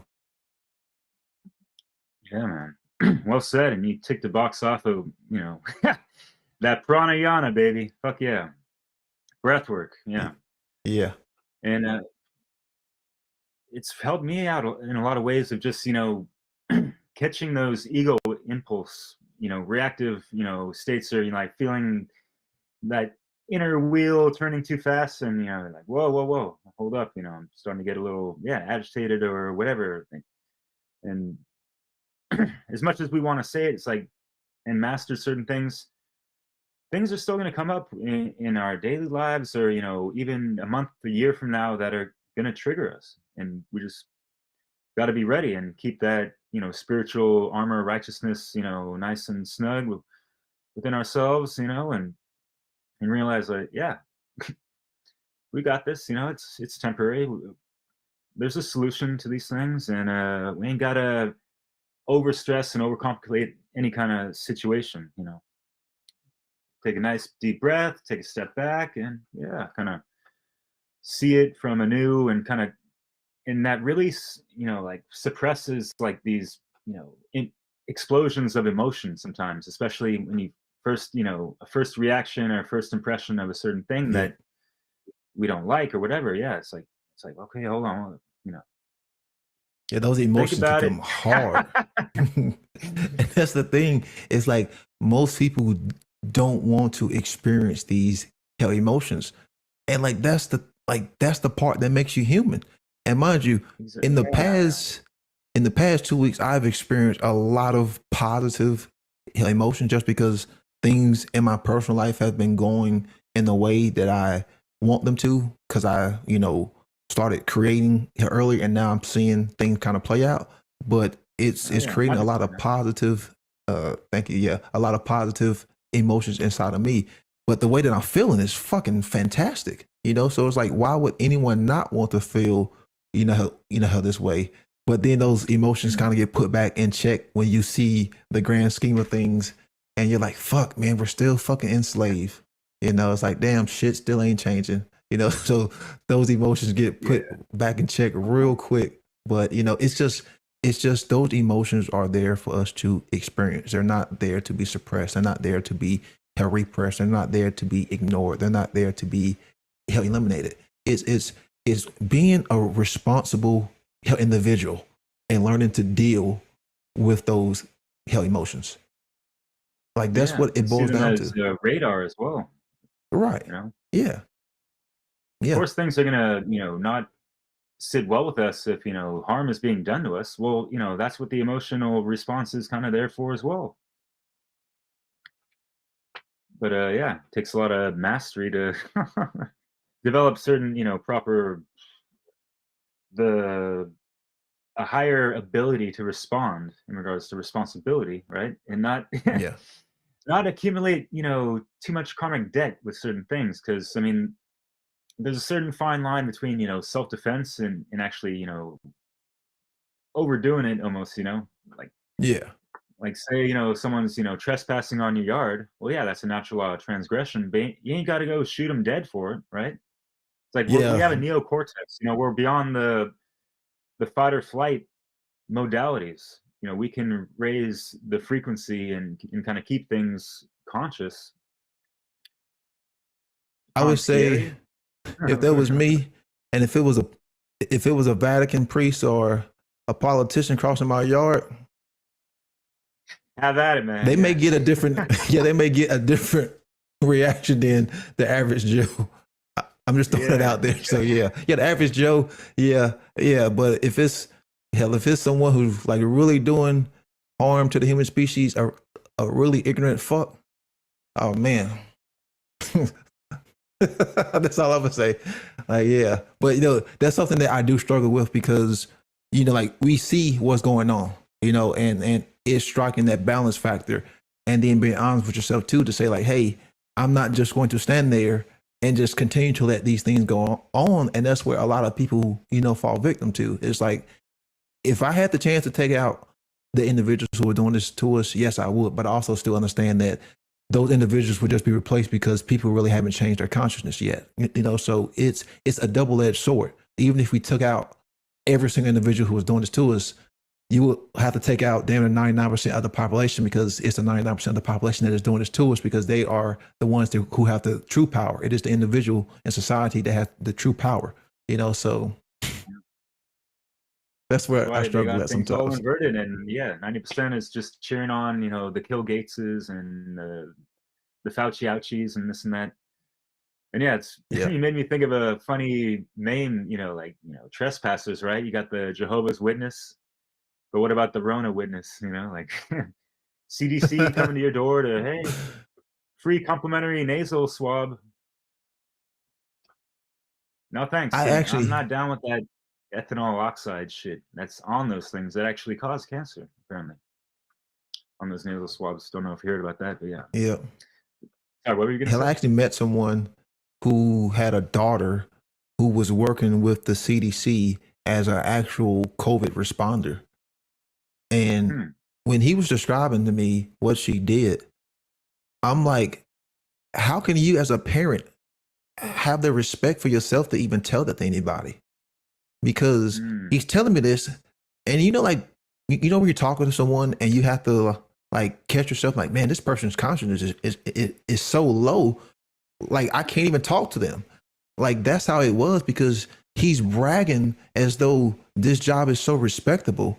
I'm like, man, she's infringing on people's rights. And then like that's when you have to catch yourself.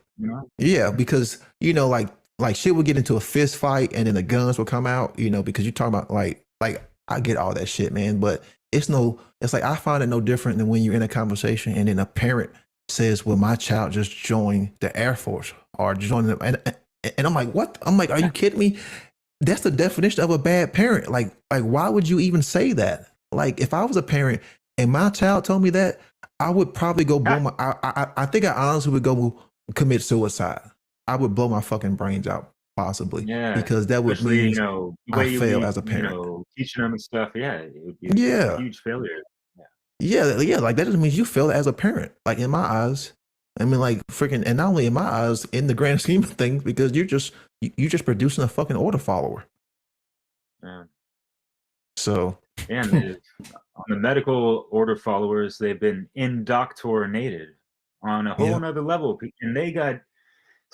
And it creates a whole nother level of this ego identification and attachment to like, oh, I got my medical degree because I spent, $100,000 throughout 10 years to get this fucking shit. So I'm going to, ride this shit out to the death of me kind of thing. And nothing you're going to say to the contrary is going to take that away from me because, I need my accolades and this is me, I worked for this so hard. And that's part of the fear that a lot of people are actually have embedded deep down inside them, in their subconscious, if you will, that they've just, shrouded with, willful ignorance of these things. And they think they're fucking heroes a lot of times. When it's a shame that, the inversions and perversions of these things and the occult mockery of it all, and these people are responsible for the third leading cause of death after they've taken the Hippocratic Oath. I don't know how that really works, the third leading cause of death is medical whatevers, mishaps, malpractices, prescription deaths, and all this other shit from the pharmakia. The biotechnological fucking sorcery and the needlecraft and all that shit. But like you all said, that stuff's gonna weigh you down, man. It's not just the heavy metals or the nanotech or whatever. It's just, it's gonna cause disharmony within one's body. A lot of this allopathic medicine. Yes, it can help one, during certain dire times for certain things. But a lot of these come with, side effects, or let's just call them secondary effects, right?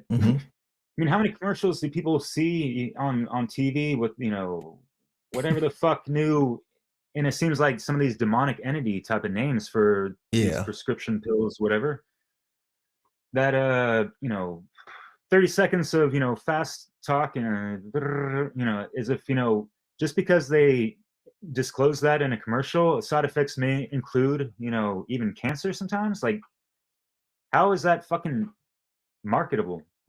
Or even sellable? How does that pass? How is it even available for human consumption?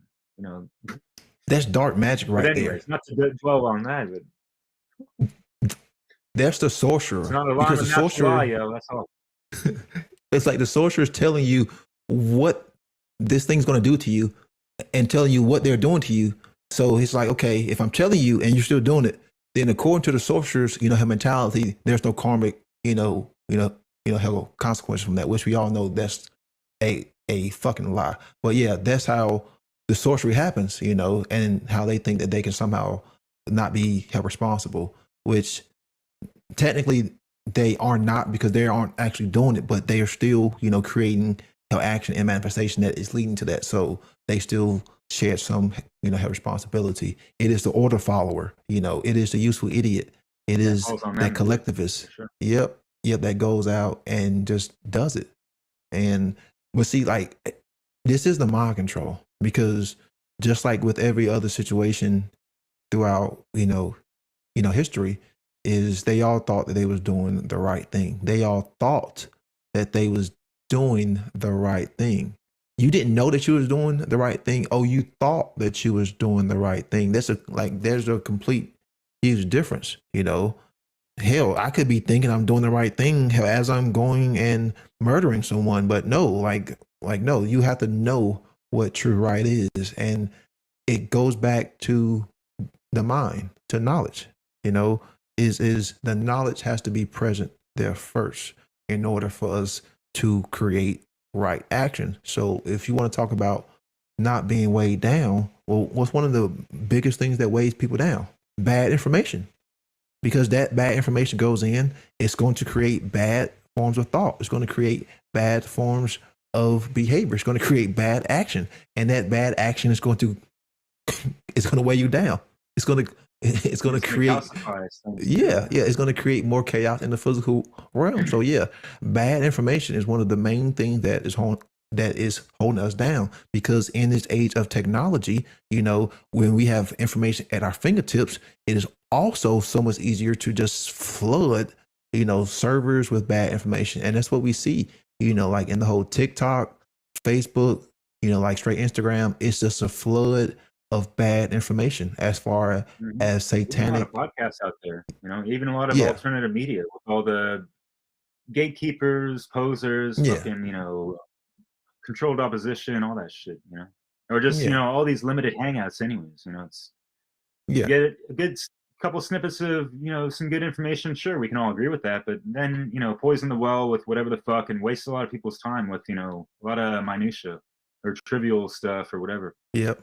They You know, don't really it's- get to the heart of the matter. They don't really get to the cause. You know, they just think that it's just Bill Gates and the World Economic Forums. You know, they still think that the Great Reset is external. No, motherfucker, the Great Reset is internal. They are resetting you internally.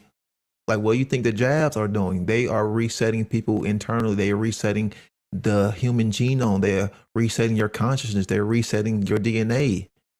They're resetting the way that you think, which there may not even be free will in the equation by the time they're done, at least according to what they have planned. Yeah, So, with the transhumanist agenda and all that shit. Fuck yeah. Yeah, it's not necessarily an external reset. You can't have external reset without having an internal reset first, because that would violate They understand the principle of correspondence. Yeah, more than most. right. Sorry. Yeah, That's law of correspondence, and they know these things more than most people even know them. You know, for sure. Yeah. Yep. Sorry to cut you off, brother. Keep going. Oh no, man, freaking you good. Hell, freaking yeah, I'm excited right now because you know we're talking about Hamayat, we're talking about her natural law, and we're also bringing in a lot of other topics that are twined hell with these topics. Yeah. Because I mean, hell, we could talk about how shadow work too, because that is an aspect that still so many people don't want to do. So not do they not want to know about natural law, but we talking about taking her responsibility. That's only going to happen if we go within ourselves. Yeah. Yeah. Speaking of that temple within oneself, if you're still holding on to some skeletons in the closet or whatever cool phrase is used in context of that, and voila, that's part of the work, and just airing out that dirty laundry and whatever, yeah, shadow work, man. Yeah, going back to just what you've experienced in the past, all that stuff, and being able to understand your wrongdoings and all that stuff, and a lot more to it than that. So I've just been speaking on shadow work so much lately. I'm almost kind of like not even in a mood to That's a talk good about thing. it. But yeah, I know. But what I wanted to mention also, real quick, I mean, like, yeah, we got to make these apologies and repentances and all these things, and going through that marvelous apophatic inquiry. And I know you know a lot about that, and just like the apocalypse within ourselves. And so, like, well, we got these apos, without something, and the logos for apologize. We're going to take back the word and the actions that we kind of did, and kind of, all right, I'm not going to do this anymore. That's what a real, apology is trying to recognize the wrong and try to make it, not try, but make that promise of, and keeping true to the word, like you said in the beginning, of not doing that again in the future. That these are just lessons we're supposed to learn. All right, this is what is good. This action resulted in a good result. Okay, cool. This one didn't, or whatever. Even though people have a really skewed version of what is good or not, of course. But yeah, apophatic. It's a beautiful thing. And the apocalyptine, Yeah. I'm glad that you brought up the word hell apology, because that's what it is about. Is if we're talking about being honest with ourselves, you are going to have to make that apology. You're going to have to admit that you have done wrong. You may have been wrong. You may have thought something that was wrong, but it's not about, you being so much or hard on yourself, or you being heavy on yourself. You've got to let that go. And remember, I said earlier, we've got to let it go. There has to be that release. You have to have that internal, release. Be able to live with yourself. Be able to deal with yourself, because something may have happened that you may not have been able to cope with at that particular time. And that's really what it boils down to. Is a lot of things happen to us, and we was not able to cope with it. We didn't know how to cope with it. We didn't know how to deal with it. We didn't know how to experience it. So what we did was what, it's just a natural defense mechanism is we suppressed it. We pushed it down. We hid it underneath the rug. We put something over top of it. We occulted it. And that's really what we are saying now is all of this information has to come to the surface. It has to be decoded. It has to be brought to the conscious mind, not just on an individual level, but also on a collective level. Like all of this information from man's history, darkness, trauma, hell, abandonment, it all has to be brought to the surface because we cannot move to that next level. We cannot move to that next stage in consciousness or ascension, whatever, people call it, whatever the hell you think that word means, or in evolution. Because I always saw like evolution as an increase in consciousness, not just an increase in, like physicality. If there's no increase in consciousness, because as you have an increase in consciousness, you have more free will choice, you have more responsibility, you have more creative capacity. We're not seeing that. So it can't be an increase in evolution because I see a decrease in consciousness. So yeah, me too, man. Unfortunately, even in the so-called truth-seeking community, that's why things are so convoluted the way they are with all these psyops and all that other stuff. A lot of discord going on with that. But yeah. You see a lot of people just it really worrying does about seem stuff. like people are just gotten stupider sometimes. Yeah. In the freedom community, you see a lot of people worrying about stuff that doesn't really lead toward freedom. Yeah, exactly. That's why I keep mentioning like priorities, like not just, in one's personal life of, I gotta get that job. I gotta prioritize my life. Yeah, sure. Do those things, do it for the greater good of yourself and hopefully for others. Right. Hopefully there is those trickle down effects, but yeah, man. Yeah. It's like the people who just want to, it's like the people who, who just want to prep and focus on like the end game goal, but they're not really putting their true focus in the mental preps, in the psychological preps, in the spiritual preps, planting the seeds here, and trying to spread the information here, it's a balance, man. And that's the thing is we're so divided. You got one realm that are just stuck in conspiracies. You got one realm that just focus on, there's going to be, no food, so just store up all the food. It's not about still trying to educate people. Then you got one people who think that they're so enlightened that they're literally about to fall off the planet because their consciousness is so high.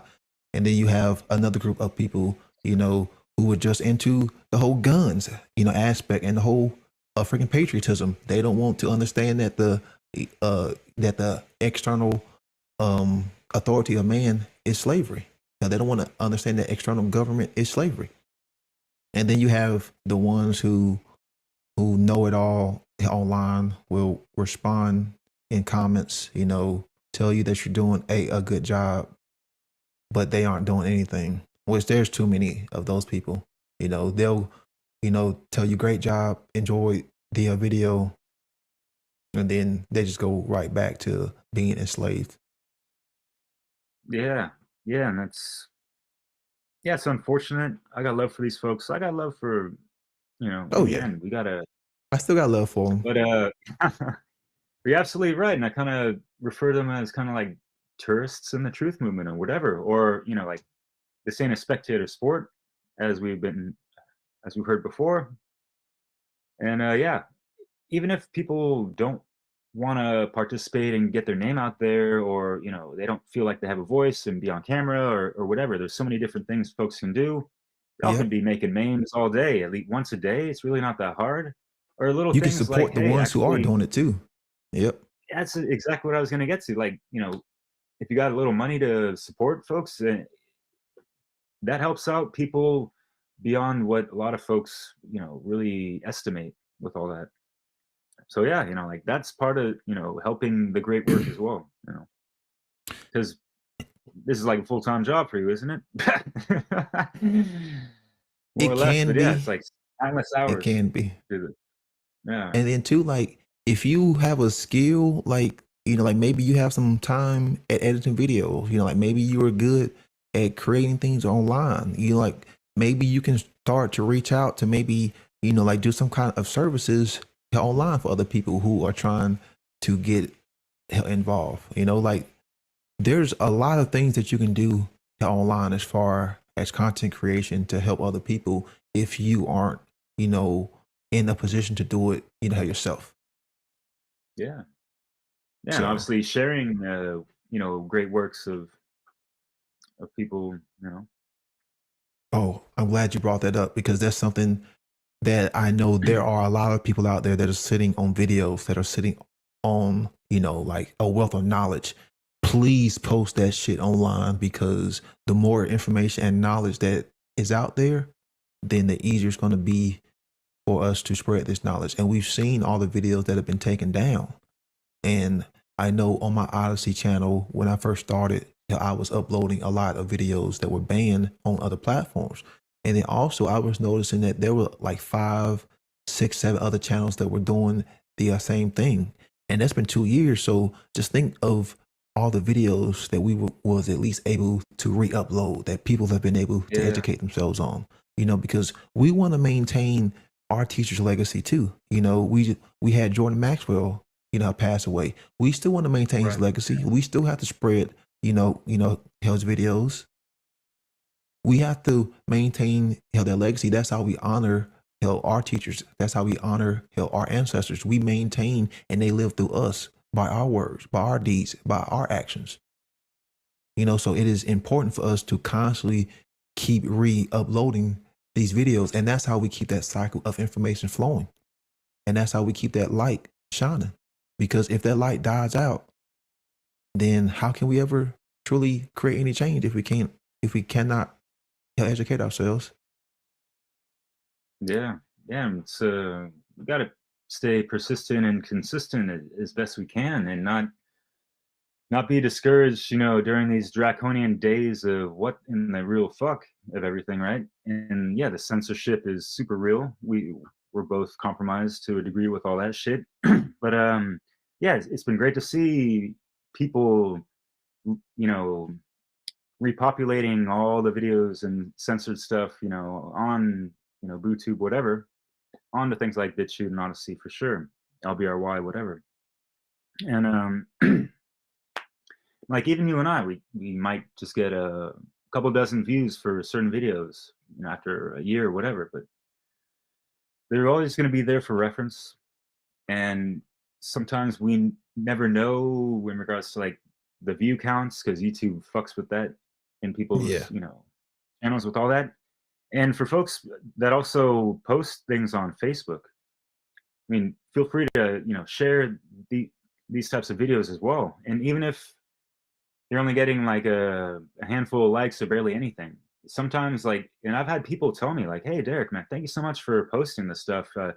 I just had to send you a private message and let you know that, you know, I really appreciate you, but I Yeah. can't, you know, I don't want to put a like on any of this controversial stuff for, you know, certain reasons or whatever. And, you know, I get that, but that just, you know, dawned on me like, okay, so people are actually listening that we don't Yeah. really know about, you know, or are aware of, right? So yeah, we got to keep these things into consideration, especially when we feel like demoralized. I mean, shit, I fucking been there so many times in regards to like, wow, okay, like this is such powerful stuff I just uploaded, but it's where's the viewership kind of thing, you know? Like, Yeah. how Been there. can we Yeah. market this better and all that shit? Like, fuck, you know.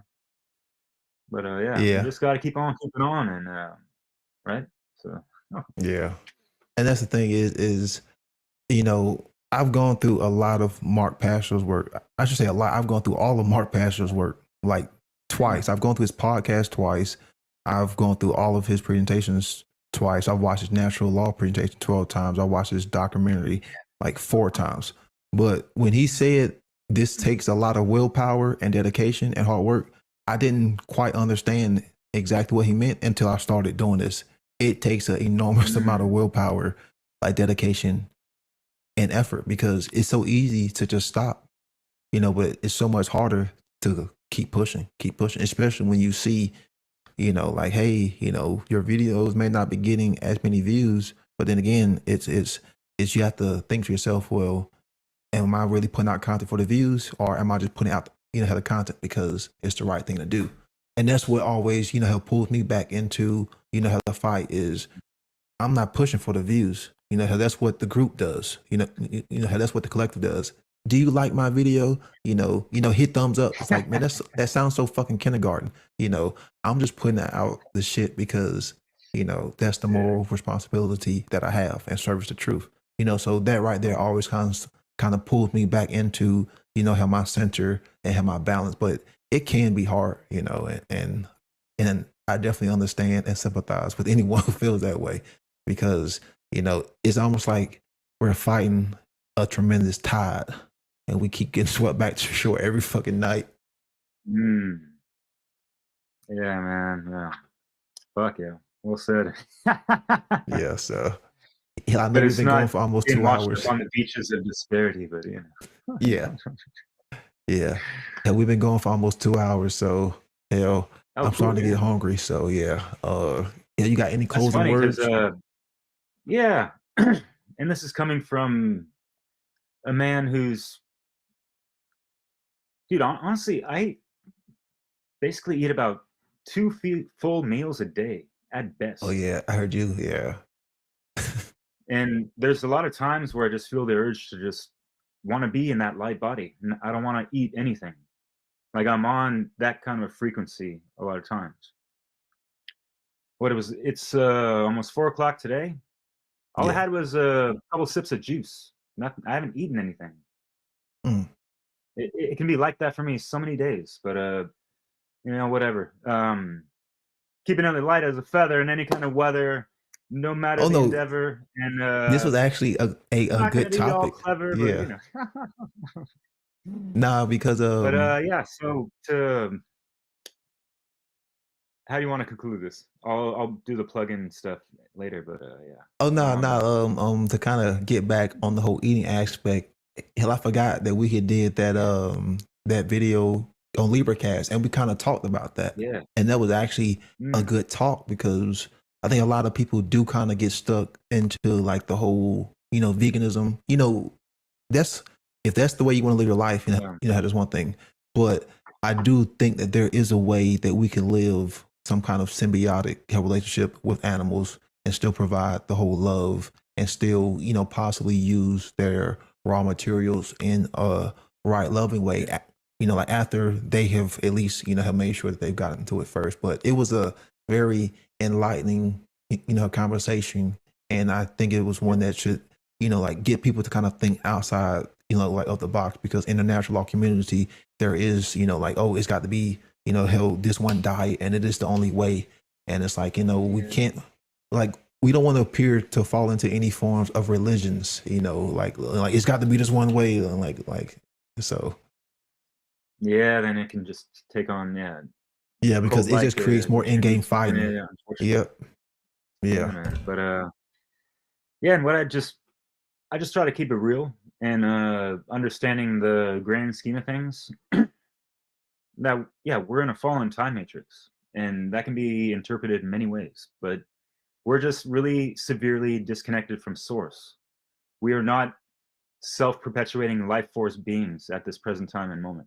We do need certain foodstuffs to, you know, sustain our lives. And there are certain blood types, if you will, even, and other just body types, whatever, that actually do need, you know, meat as a source of, you know, energy in their diet, whatever.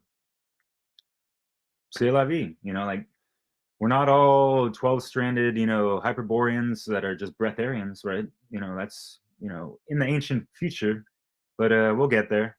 Keep chipping away, but yeah, keep it light out there. Try to live a more like modest lifestyle in regards to just everyday interactions. Even sometimes, like there's so much shit being thrown in our direction. It's like we gotta, you know, have those, you know, force fields, if you will, you know, for lack of a better term, and just being able to easily deflect, you know, all that bullshit malarkey out there, because, you know, we know better and we embody that, and we're just all that shit ain't even fucking with our frequency anyways, you know? So that's kind of where I'm at with everything. I ain't fucking bulletproof. I ain't trying to, you know, talk about some grandiose idea of myself. No, I'm just as human as the next.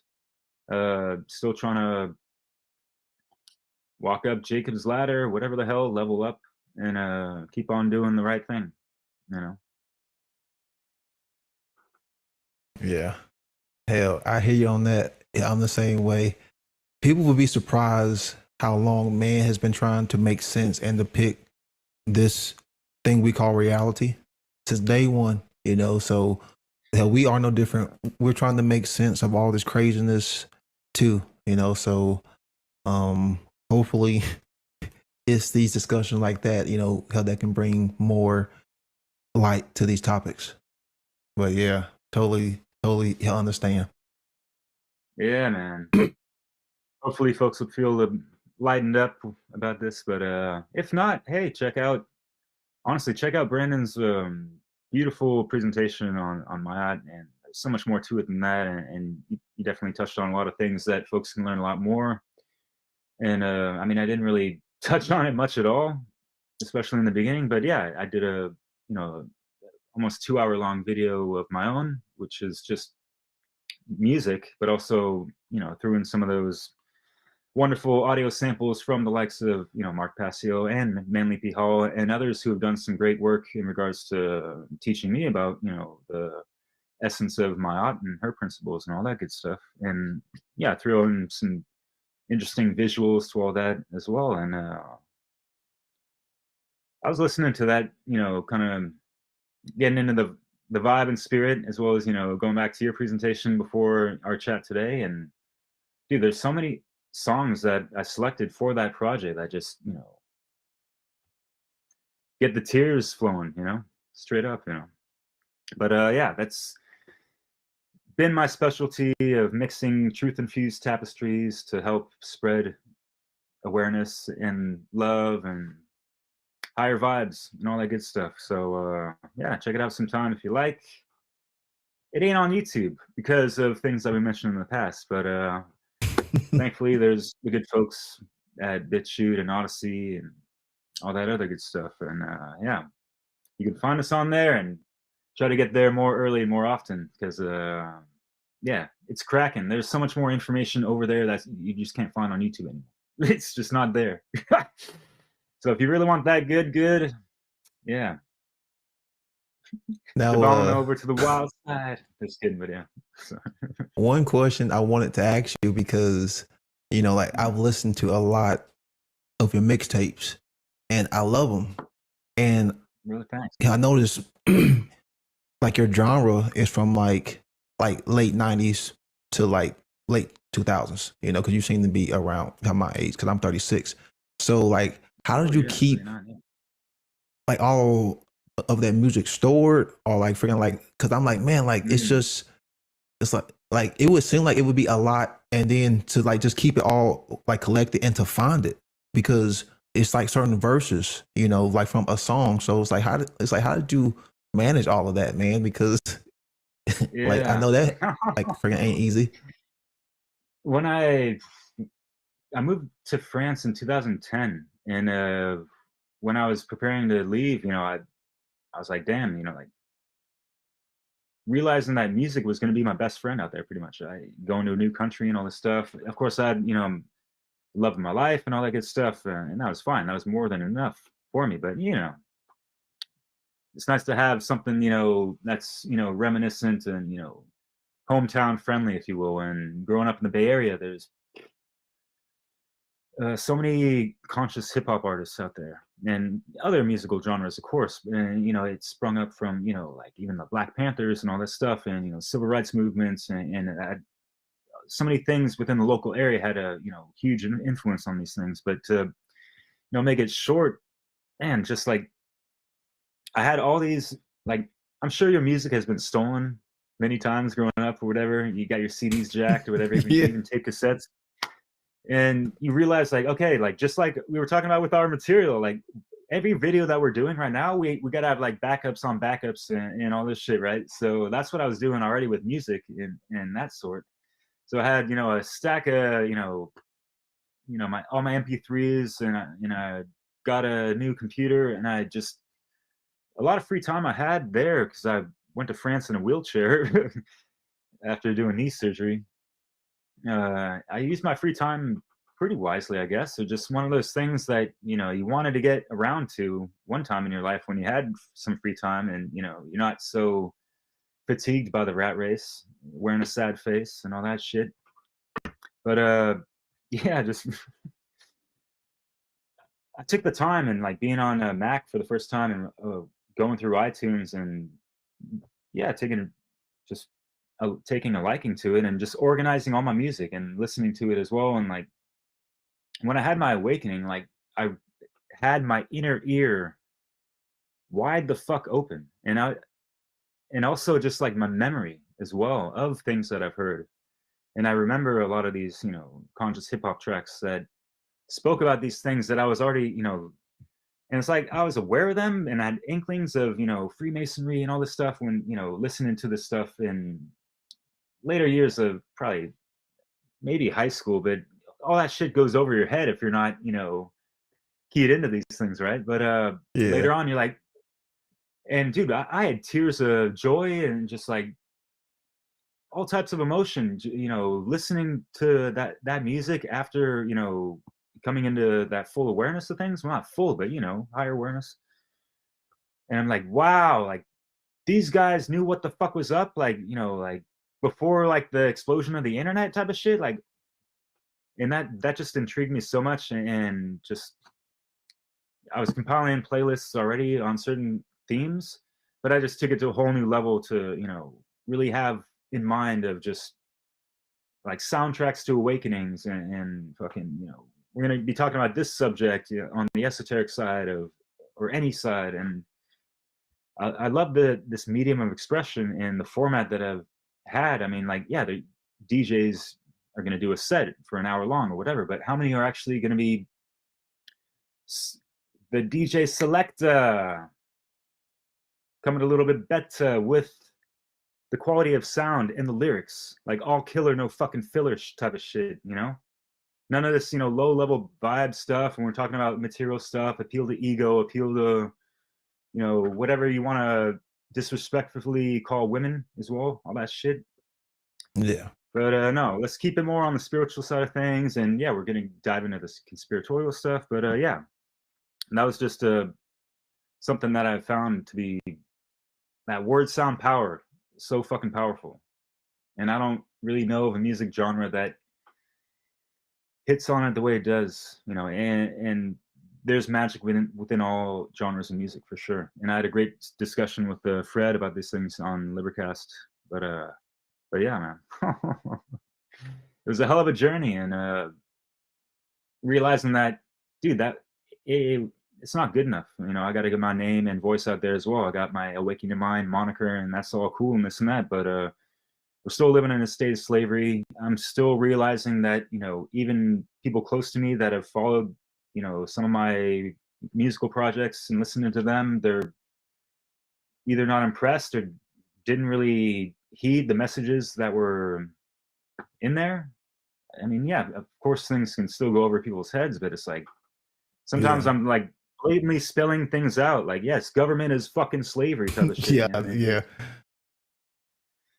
And that was heartbreaking in and of itself. Even my ex-wife didn't really catch on to even like the geoengineering stuff, even though I was telling her about all these stuff. And hey, you see that, airplane diarrhea in the sky, whatever. It's like, yeah, whatever. But yeah, man, you just keep on keeping on, and no matter what people say or take it, we're gonna take, or turn the other cheek or whatever, the right way, and just come anew. There's so many different approaches we can have at it. So take a stab at it. Dag nabbit.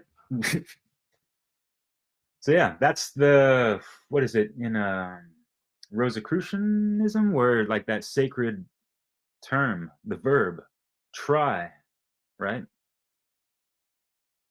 If we're not going to try, it's not going to get done, so Yep. we got to break that fear, break the conditioning, breaking the whatever mental chains, emotional chains that are kind of holding you back from, stepping into your greatness.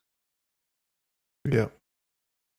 And chains are what hold you down, and chains are what prevent you from being as light or living as light as a feather.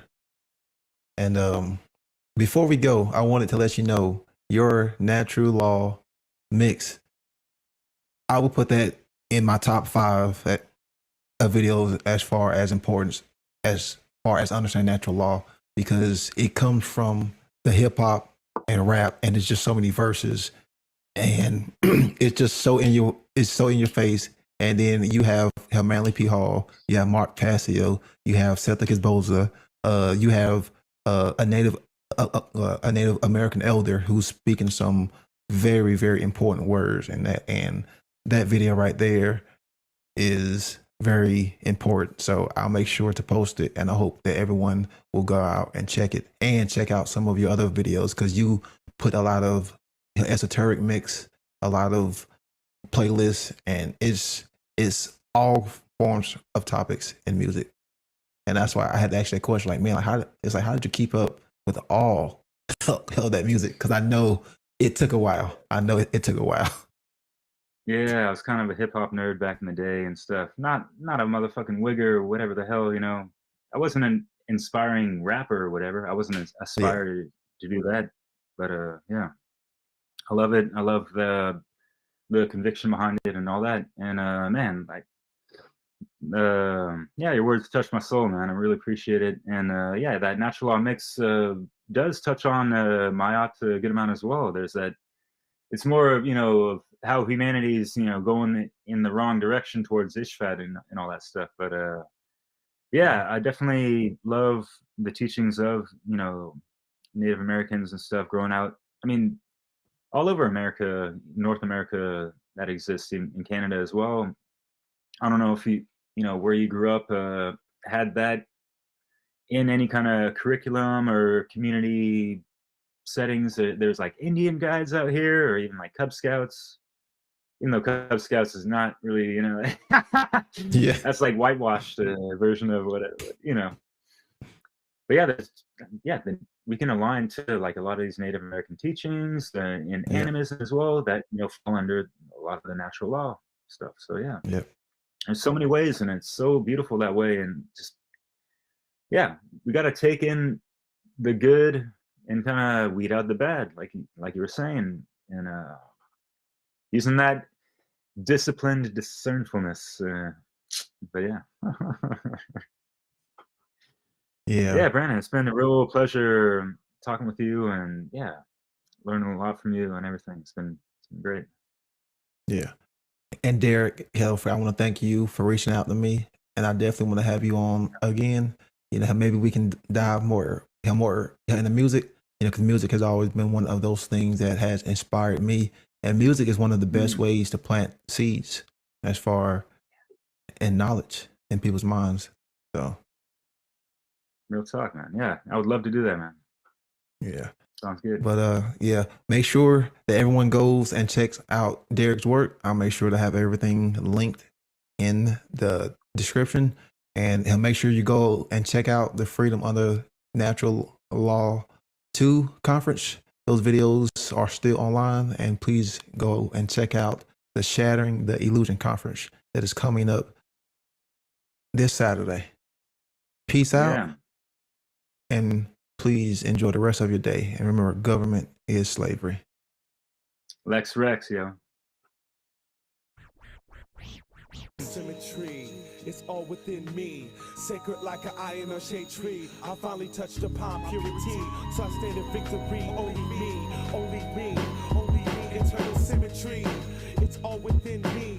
Sacred like an eye in a shade tree. I finally touched upon my purity, so I stand in victory. Only me, only me, only me. Eternal symmetry, it's all within me. Sacred like an eye in a shade tree. I finally touched upon my purity, so I stand in. Only me, only me. The basis of Tapping into your own soul takes internal balance, struggle, all taking place in existence. Since all takes motion, all must push, all must exert force. For without force there's no motion. And all is peace, hate tap, and all is peace. Ashe, and all is peace. Internal symmetry, internal symmetry. I finally touched upon my soul. Following my morning star, my only morning star. My love, help me on eternal symmetry. My love, help me to understand you and me.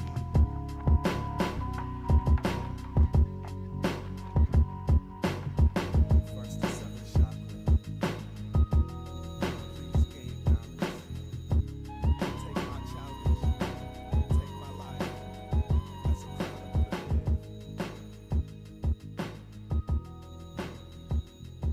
Don't make my mistakes.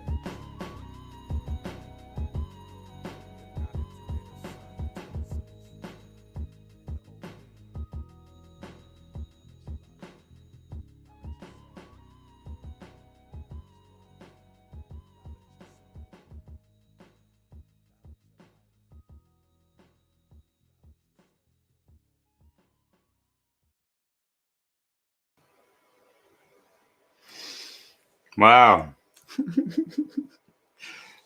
Sweet memories. Geez. This background thing is not really working out too much. Whatever. How'd you like that?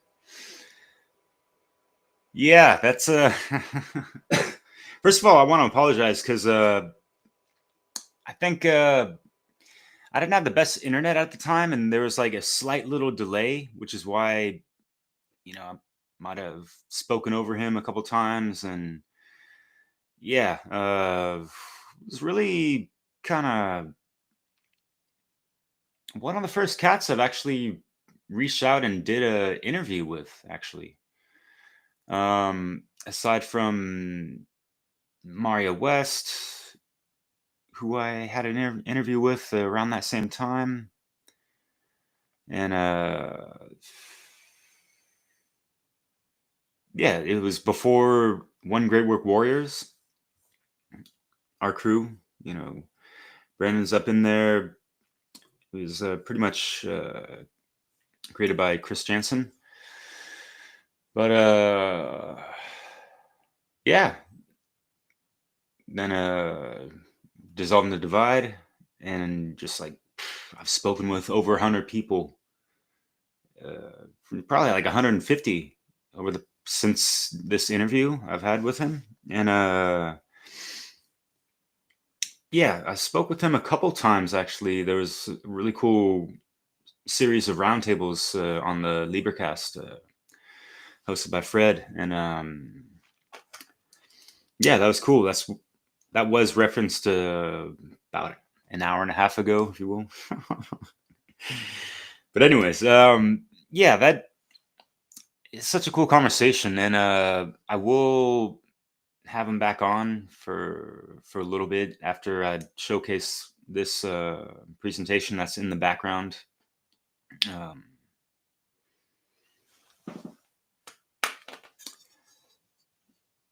And yeah, I'm gonna pick his brain a little bit, as well as how he does his presentations, because it's pretty top notch what he's been doing. And yeah, I've kind of joked around in the past, and I still hold true to those words, in the fact that he's like, his demeanor and his way of speech, it's like a modern day Manly P. Hall, and he's pretty much got the knowledge to boot, and yeah, it's always been an honor to be working with him, doing, collaborations, catching him on roundtables, obviously One Great Work Warriors. And yeah, he's been helping me and teaching me, not just like with the knowledge aspects, but also with the tech specs and all that shit. And yeah, like He's the tech wizard up in the Warriors group and all that. And yeah, even just his presence like motivates me to, you know, up my shit. And yeah. Fuck, you know what? All right. Sorry about that. So, yeah, with Maat versus Ishfet, I liked how he kind of did this, you know, black and white, the different polar opposites of, you know, Maat in a sense, you know, like you're either aligned to it or not type of thing. And like Ishfet is like that destruction and the reckoning of things. Like you're gonna reap what you sow. And if you've been sowing the wrong things, like it's gonna wreck your shit type of thing, you know. That's why, you know, like him and I, we were talking and just like in the flow of life and just feeling good about it because we're aligned to natural law and we're walking the talk. We're not lip servicing it. We are living service to it. You see the difference in that? You know? So yeah, it's like really working that law of attraction, having the proper kinetic energy, electromagnetic oscillating life force energy in the center of your fucking chest that's beating in the here and now. You're marching to the rhythm of your own heartbeat type of shit, you know? Because the universe is always going to be mirroring, you know, what your intentions are, right? And I meant that kind of, you break it down like, what are the inner tensions going on with your thought process and emotions and all these things, right? And like, yeah, people intend to do what exactly, and how are their actions following through to those things, right? Things to consider. And yeah, so with this mix of Mayats that I had made yeah, about like 3 years ago now. Last year in, what was it, November, December, I released the flip side of that, more on the Ishfet aspects of Mayat, titled The Reckoning, WR Eckoning, whatever. You know, what the heckening, right? Because yeah, that was, and when I say like I get, you know, tearied up, I've wept over these things, like literally, like I pour so much into these projects, and the songs that I showcase can move me in many profound ways and make me think and introspect and reflect on so much, not just, you know, things about myself, but, you know, just like the world at large in general, and how petty things can be sometimes. And yeah, just, you know, like reaping what we sow as the collective that is not aligned to Mayats, and we're way the fuck heavier than this feather, right? Universal forces will come in and wreck our shit. So yeah, it's just part of that art form of, you know, holding a mirror of society up to the audience and saying like, hey, like we can do better than this. We need to change our fucking ways, because this type of recourse is undesirable, and we can avoid these things if we change our behaviors, right? Only time will tell. What the hell? They're like, because time is of the essence. And I really appreciated what Brandon mentioned in regards to Chronos, Father Time, Saturn, life lesson, like the harsh lesson type of shit, you know? And my astrological disposition has me learning the hard way in a lot of instances. And having that revealed to me by Sethik Esposa, who did a, you know, a chart reading of mine, and like telling me these things and stressing some of the importances of them, and yeah, myself just going through, you know, my life reflection and stuff, and like realizing like, yeah, why the fuck did I have to like do things this way, and learning the hard way, like, and just like suffering like due to it, right? And yeah, just my Saturn on the 29th fucking degree, so that's kind of the reason why it can be a very tough teacher, and like having to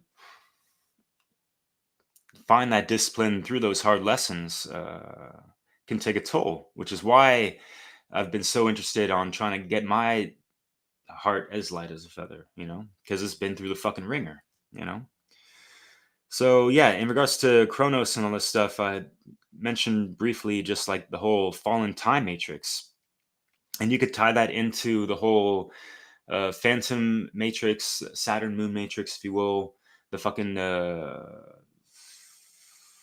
this fucked up soul recycling loosh that draconian archon factions have kind of constructed since the fall of Atlantis type of shit. Even since the fall of Maldek, which the moon is a remnant of. And yeah, like, so that's why we have like this inverted time cycle, this hell cycle, where we're cut off from source. We're cut off from a large chunk of our DNA strands. I mentioned that, and like it's scientifically stated that we have this junk DNA, dormant DNA. How the fuck do we wake that shit the fuck up? How do we get that activated? That's should be people's dharma, at least part of it, in this life journey, and finding your fucking purpose and living it out, and then leveling up from there. But no, Saturn's been inverted and hexed, right? Which is why we have all the fucking Saturnalia occult symbolism that pays homage to that, and the fucking black cube type of shit, and even out in Mecca, we have people looshing the fuck out of all types of energy to this, worshiping on the worship of this fucking black cube shit, the Tesseract, right? So when I say that, like Saturn has been hexed, you understand that, and heard about how there's the you can see a hexagram on the northern pole of Saturn, which didn't always used to be there apparently. So yeah, and a tesseract, a cube, is also that two-dimensional image of a hexagram, right? If you think about the hypercube, how do we unlock this fucking tesseract and dissolve it and get back to the original Earth timeline where we were more connected to source and all these things, right? And these are just things that we have to reconcile on a much larger picture of everything, and understanding that not even the archons and gods and whoever the fuck else in existence cannot escape truth, justice, judgment, Maat, the causality of everything, cause and effect, if you will, natural law, cosmic law, right? It's not to obsess over it, because people might hear me speak about this in a lot more videos as of recent years. There's a fucking reason for it, because collectively we're not aligned to natural law, right? So a lot of people that have done a lot of great inner work and are living as light as a feather will still unfortunately have to deal with the collective unconscious repercussions of these things in the aggregate, right? Maybe not we can escape some of the or sidestep some of the shit, whatever, right? But in the end, like, we're still going to be enslaved to the governmental systems and the corporatocracy, occultocracy, and all that shit, right? we have to step aside and create something that's more aligned to, this ancient future of the times of Atlantis and Hyperboreans, right? So, yeah. I liked how you mentioned he's been, and I totally forgot about this, but he's been doing a lot of breath work and that kind of stuff, and that helps out in heaps, um, especially when you are quite aware of all the fuckery going on and trying to go through daily life without it fucking being such a burden on your mental and emotional planes, right? So it's a good reminder that I have that, Breath of Life hip hop mix that can help out. And it's a great reminder. It's got some good vibes and all that good shit. Yeah, and I mentioned emotions were brought up and stuff, and how do we clear out all that shit? And fuck, I had this written down. I totally remember I had it written down, and I didn't kind of emphasize it enough, but I mentioned like the 3 R's, not sequentially, but and I touched on this in a recent live stream after or before the hip hop mix of Maat. But yeah, resolve, reconciliation, and repentance, right?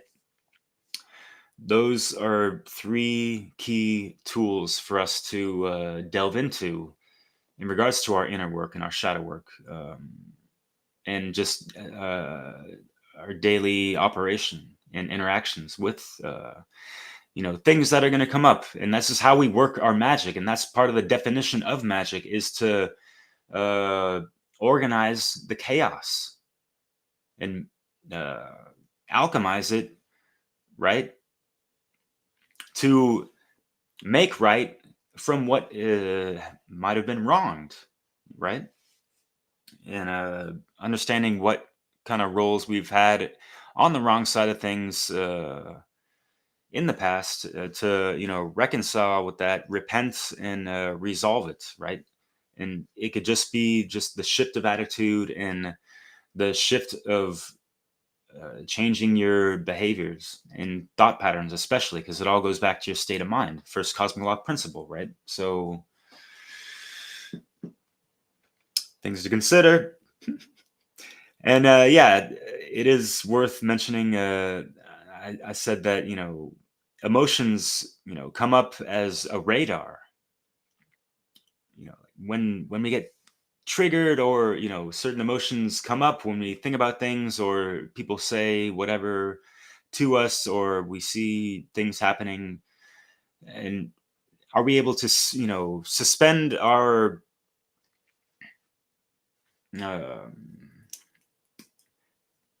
reaction impulses, try to observe our emotions objectively, and get a good understanding of the causal factors of what triggered those emotions to begin with, and if they're first and foremost like valid, what are they based off of, right? Are they based off of a proper objective perspective of the situation that's provoking fill in the blank emotion, right? So yeah, it's like if you're pissed off about something, like due to and it's like righteous indignation, you've been wronged from something, yeah, that those things are valid, and we can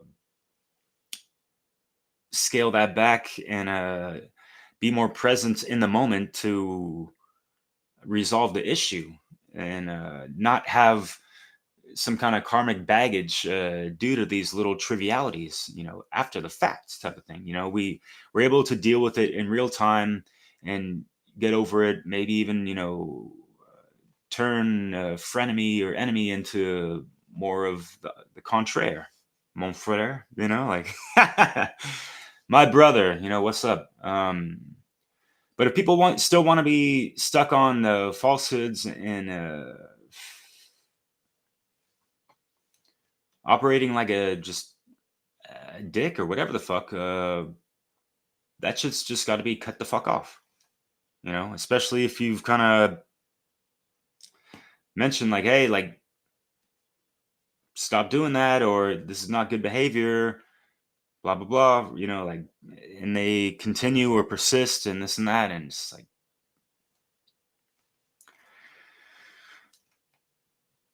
what is a brother to do sometimes, you know? So, yeah, keeping things balanced also can be taken to the aspect of the law of reciprocity, you know, equal energy exchange, right? If that's the type of positive energy you're putting out is not being even well received, and it's not like, you know, like you do these things to expect that, you know, because the universe works in wonderful ways and it's non-fucking linear, right? Meaning, you know, it's not always going to be, you know, this instant gratification type of sensation just because, you know, you did a good favor for someone, you know.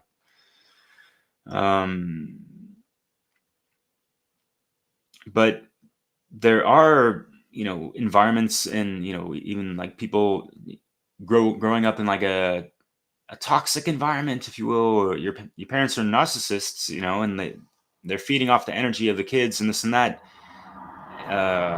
and not, you know, returning the favor or whatever the fuck, right? You don't have an equal energy exchange with that, you know. So, and when these things are brought up and nothing changes, then yeah, you got to cut the fucking cord sometimes, right? So, things to consider to keep your soul out of the shitter and as light as a feather, right? So we can, you know, really enter into the gates of Amenti. Oh, yeah. Okay, yeah, cool. That reminds me. I wanted to end this off with a cool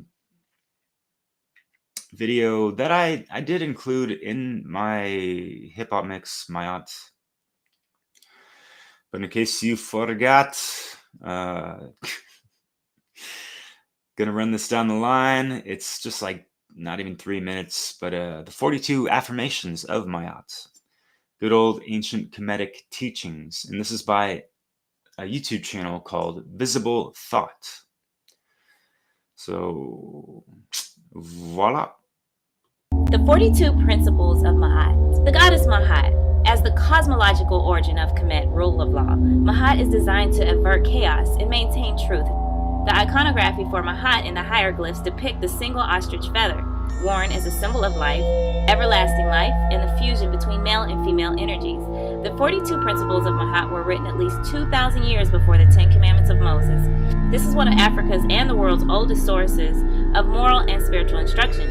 Maat is the divine principle of truth, justice, and righteousness. She is the foundation of natural and social order. Number 1, I honor virtue. Number 2, I benefit with gratitude. Number 3, I am peaceful. Number 4, I respect the property of others. Number 5, I affirm that all life is sacred. Number 6, I give offerings that are genuine. Number 7, I live in truth. Number 8, I regard all altars with respect. Number 9, I speak with sincerity. Number 10, I consume only my fair share. Number 11, I offer words of good intent. Number 12, I relate in peace. Number 13, I honor animals in reverence. Number 14, I can be trusted. Number 15, I care for the earth. Number 16, I keep my own counsel. Number 17, I speak positively of others. Number 18, I remain in balance with my emotions. Number 19, I am trustful in my relationships. Number 20, I hold purity in high esteem. Number 21, I spread joy. Number 22, I do the best I can. Number 23, I communicate with compassion. Number 24, I listen to opposing opinions. create harmony. Number 26, I invoke laughter. Number 27, I'm open to love in various forms. Number 28, I am forgiving. 29, I am kind. 30, I act respectfully of others. 31, I am accepting. 32, I follow my inner guidance. 33, I converse with awareness. 34, I do good. 35, I give blessings. 36, I keep the waters pure. 37, I speak with good intent. 38, I praise the goddess and the god. 39, I am humble. 40, I achieve with integrity. 41, I advance through my own abilities. 42, I embrace all.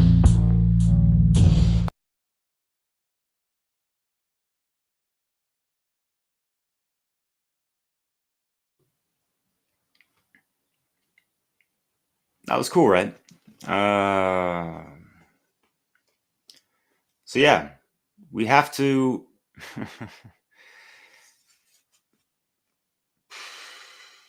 live that life of gratitude and understanding that this life is sacred. Nature is sacred, you know? Are we respecting that gift?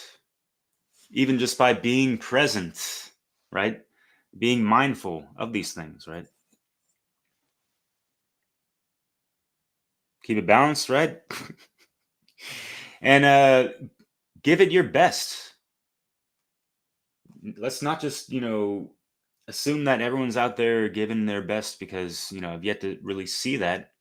I know people have a lot of potential that's not being actualized. 4 to the 2. Is it now? Is it that easy? Geez, yeah, I forget about some of the gematria of that number and some of the correspondence with numerology. Word up, Theo. But yeah, we have to step it up. The last thing you want to do that could be, holding your heart heavier than this feather, right, is to be stuck in that, coulda, woulda, shoulda type of shit, Is the time not fucking yesterday to be on your shit, that real life shit, like that do right shit, So things to consider. Just some words of encouragement. I'm not assuming that, folks are, out there being a fucking asshole out there, whatever the fuck that's listening to this. But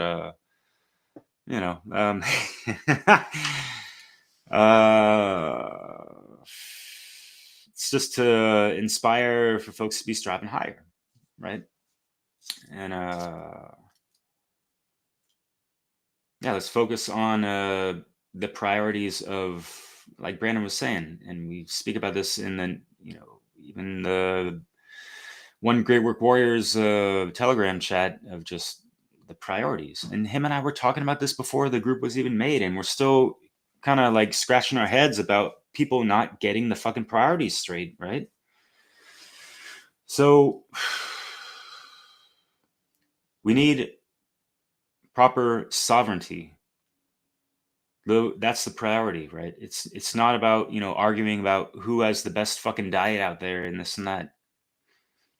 Although it does help in one's path work to have a proper clean fucking diet, of course, But the fucking infighting and bickering and, oh, my shit's better than whatever the fuck, isn't really helping, As my mentor has stated a couple times in the past, including myself, is that a little more his words than mine in regards to what I'm going to say, of just how people need to shut the fuck up until we're, majorly, breatharians, about this whole dietary, dialectic, divisive diatribe, fuck. Triple D or quadruple. Triple D? What is it?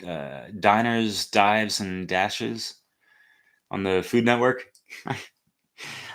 I used to watch that a little bit it was for American nostalgia, being out here in France for 15 years, right? And also I worked for this man and I've spoken with him and met him before he got famous on TV, Guy Fieri, which is kind of funny because hanging out with Brandon in real life in Las Vegas, probably like a year and a half after we did that interview together, we came across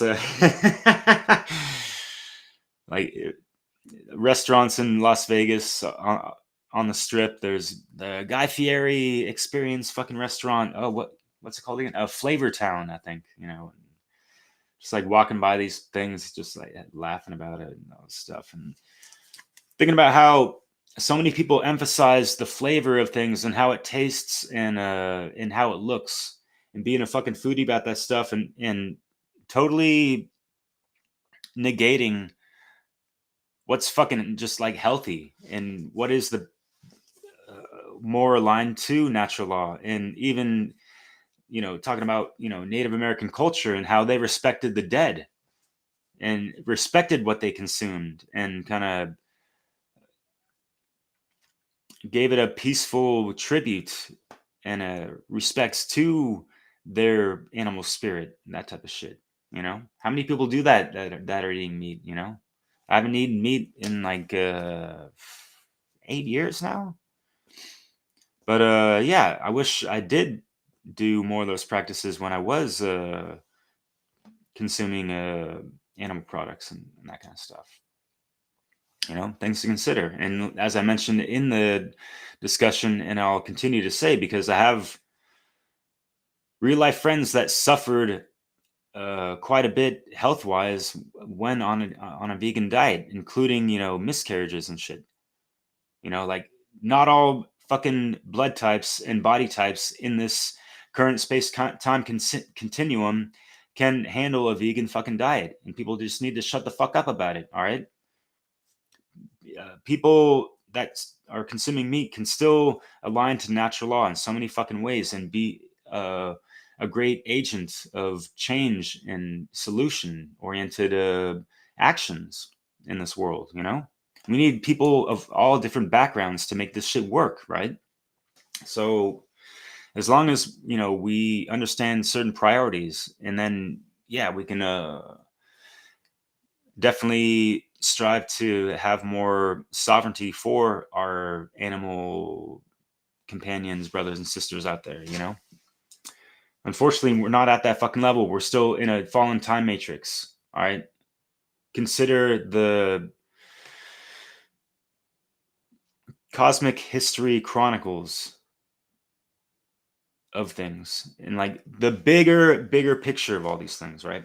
And then boil it down to what we can do in the here and now as far as solutions, and stepping into those empowering priorities of self-sovereignty, self-mastery, helping others, educating them properly, and not being a part of the problem, not being caught up in the phrase of the motherfucking matrix, right? So have we gone on long enough? Yeah, this is about 3 hours. Thanks for tuning in, y'all. Like I mentioned before, we will be showing Brandon's presentation, which is the background behind me. And I will remind thee of that good old Freedom Under Natty Law conference coming up. And you can check that out. Yeah, Theo, we showcase that on our website. People can check that out as well.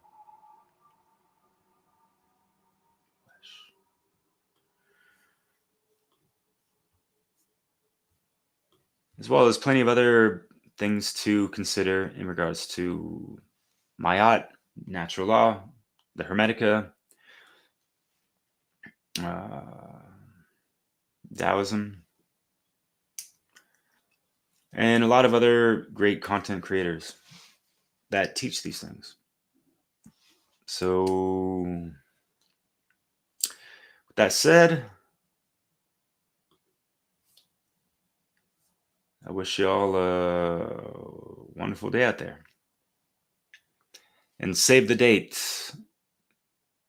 Literally coming up in less than a month now, the Freedom Under Natural Law Conference. Brandon Spencer will be a speaker, as well as myself and a ton of friends and colleagues that I've spoken with, especially on Dissolving the Divide. So that's all for this live stream. Thanks again, my friends, and yeah, take care out there. It's time to rise.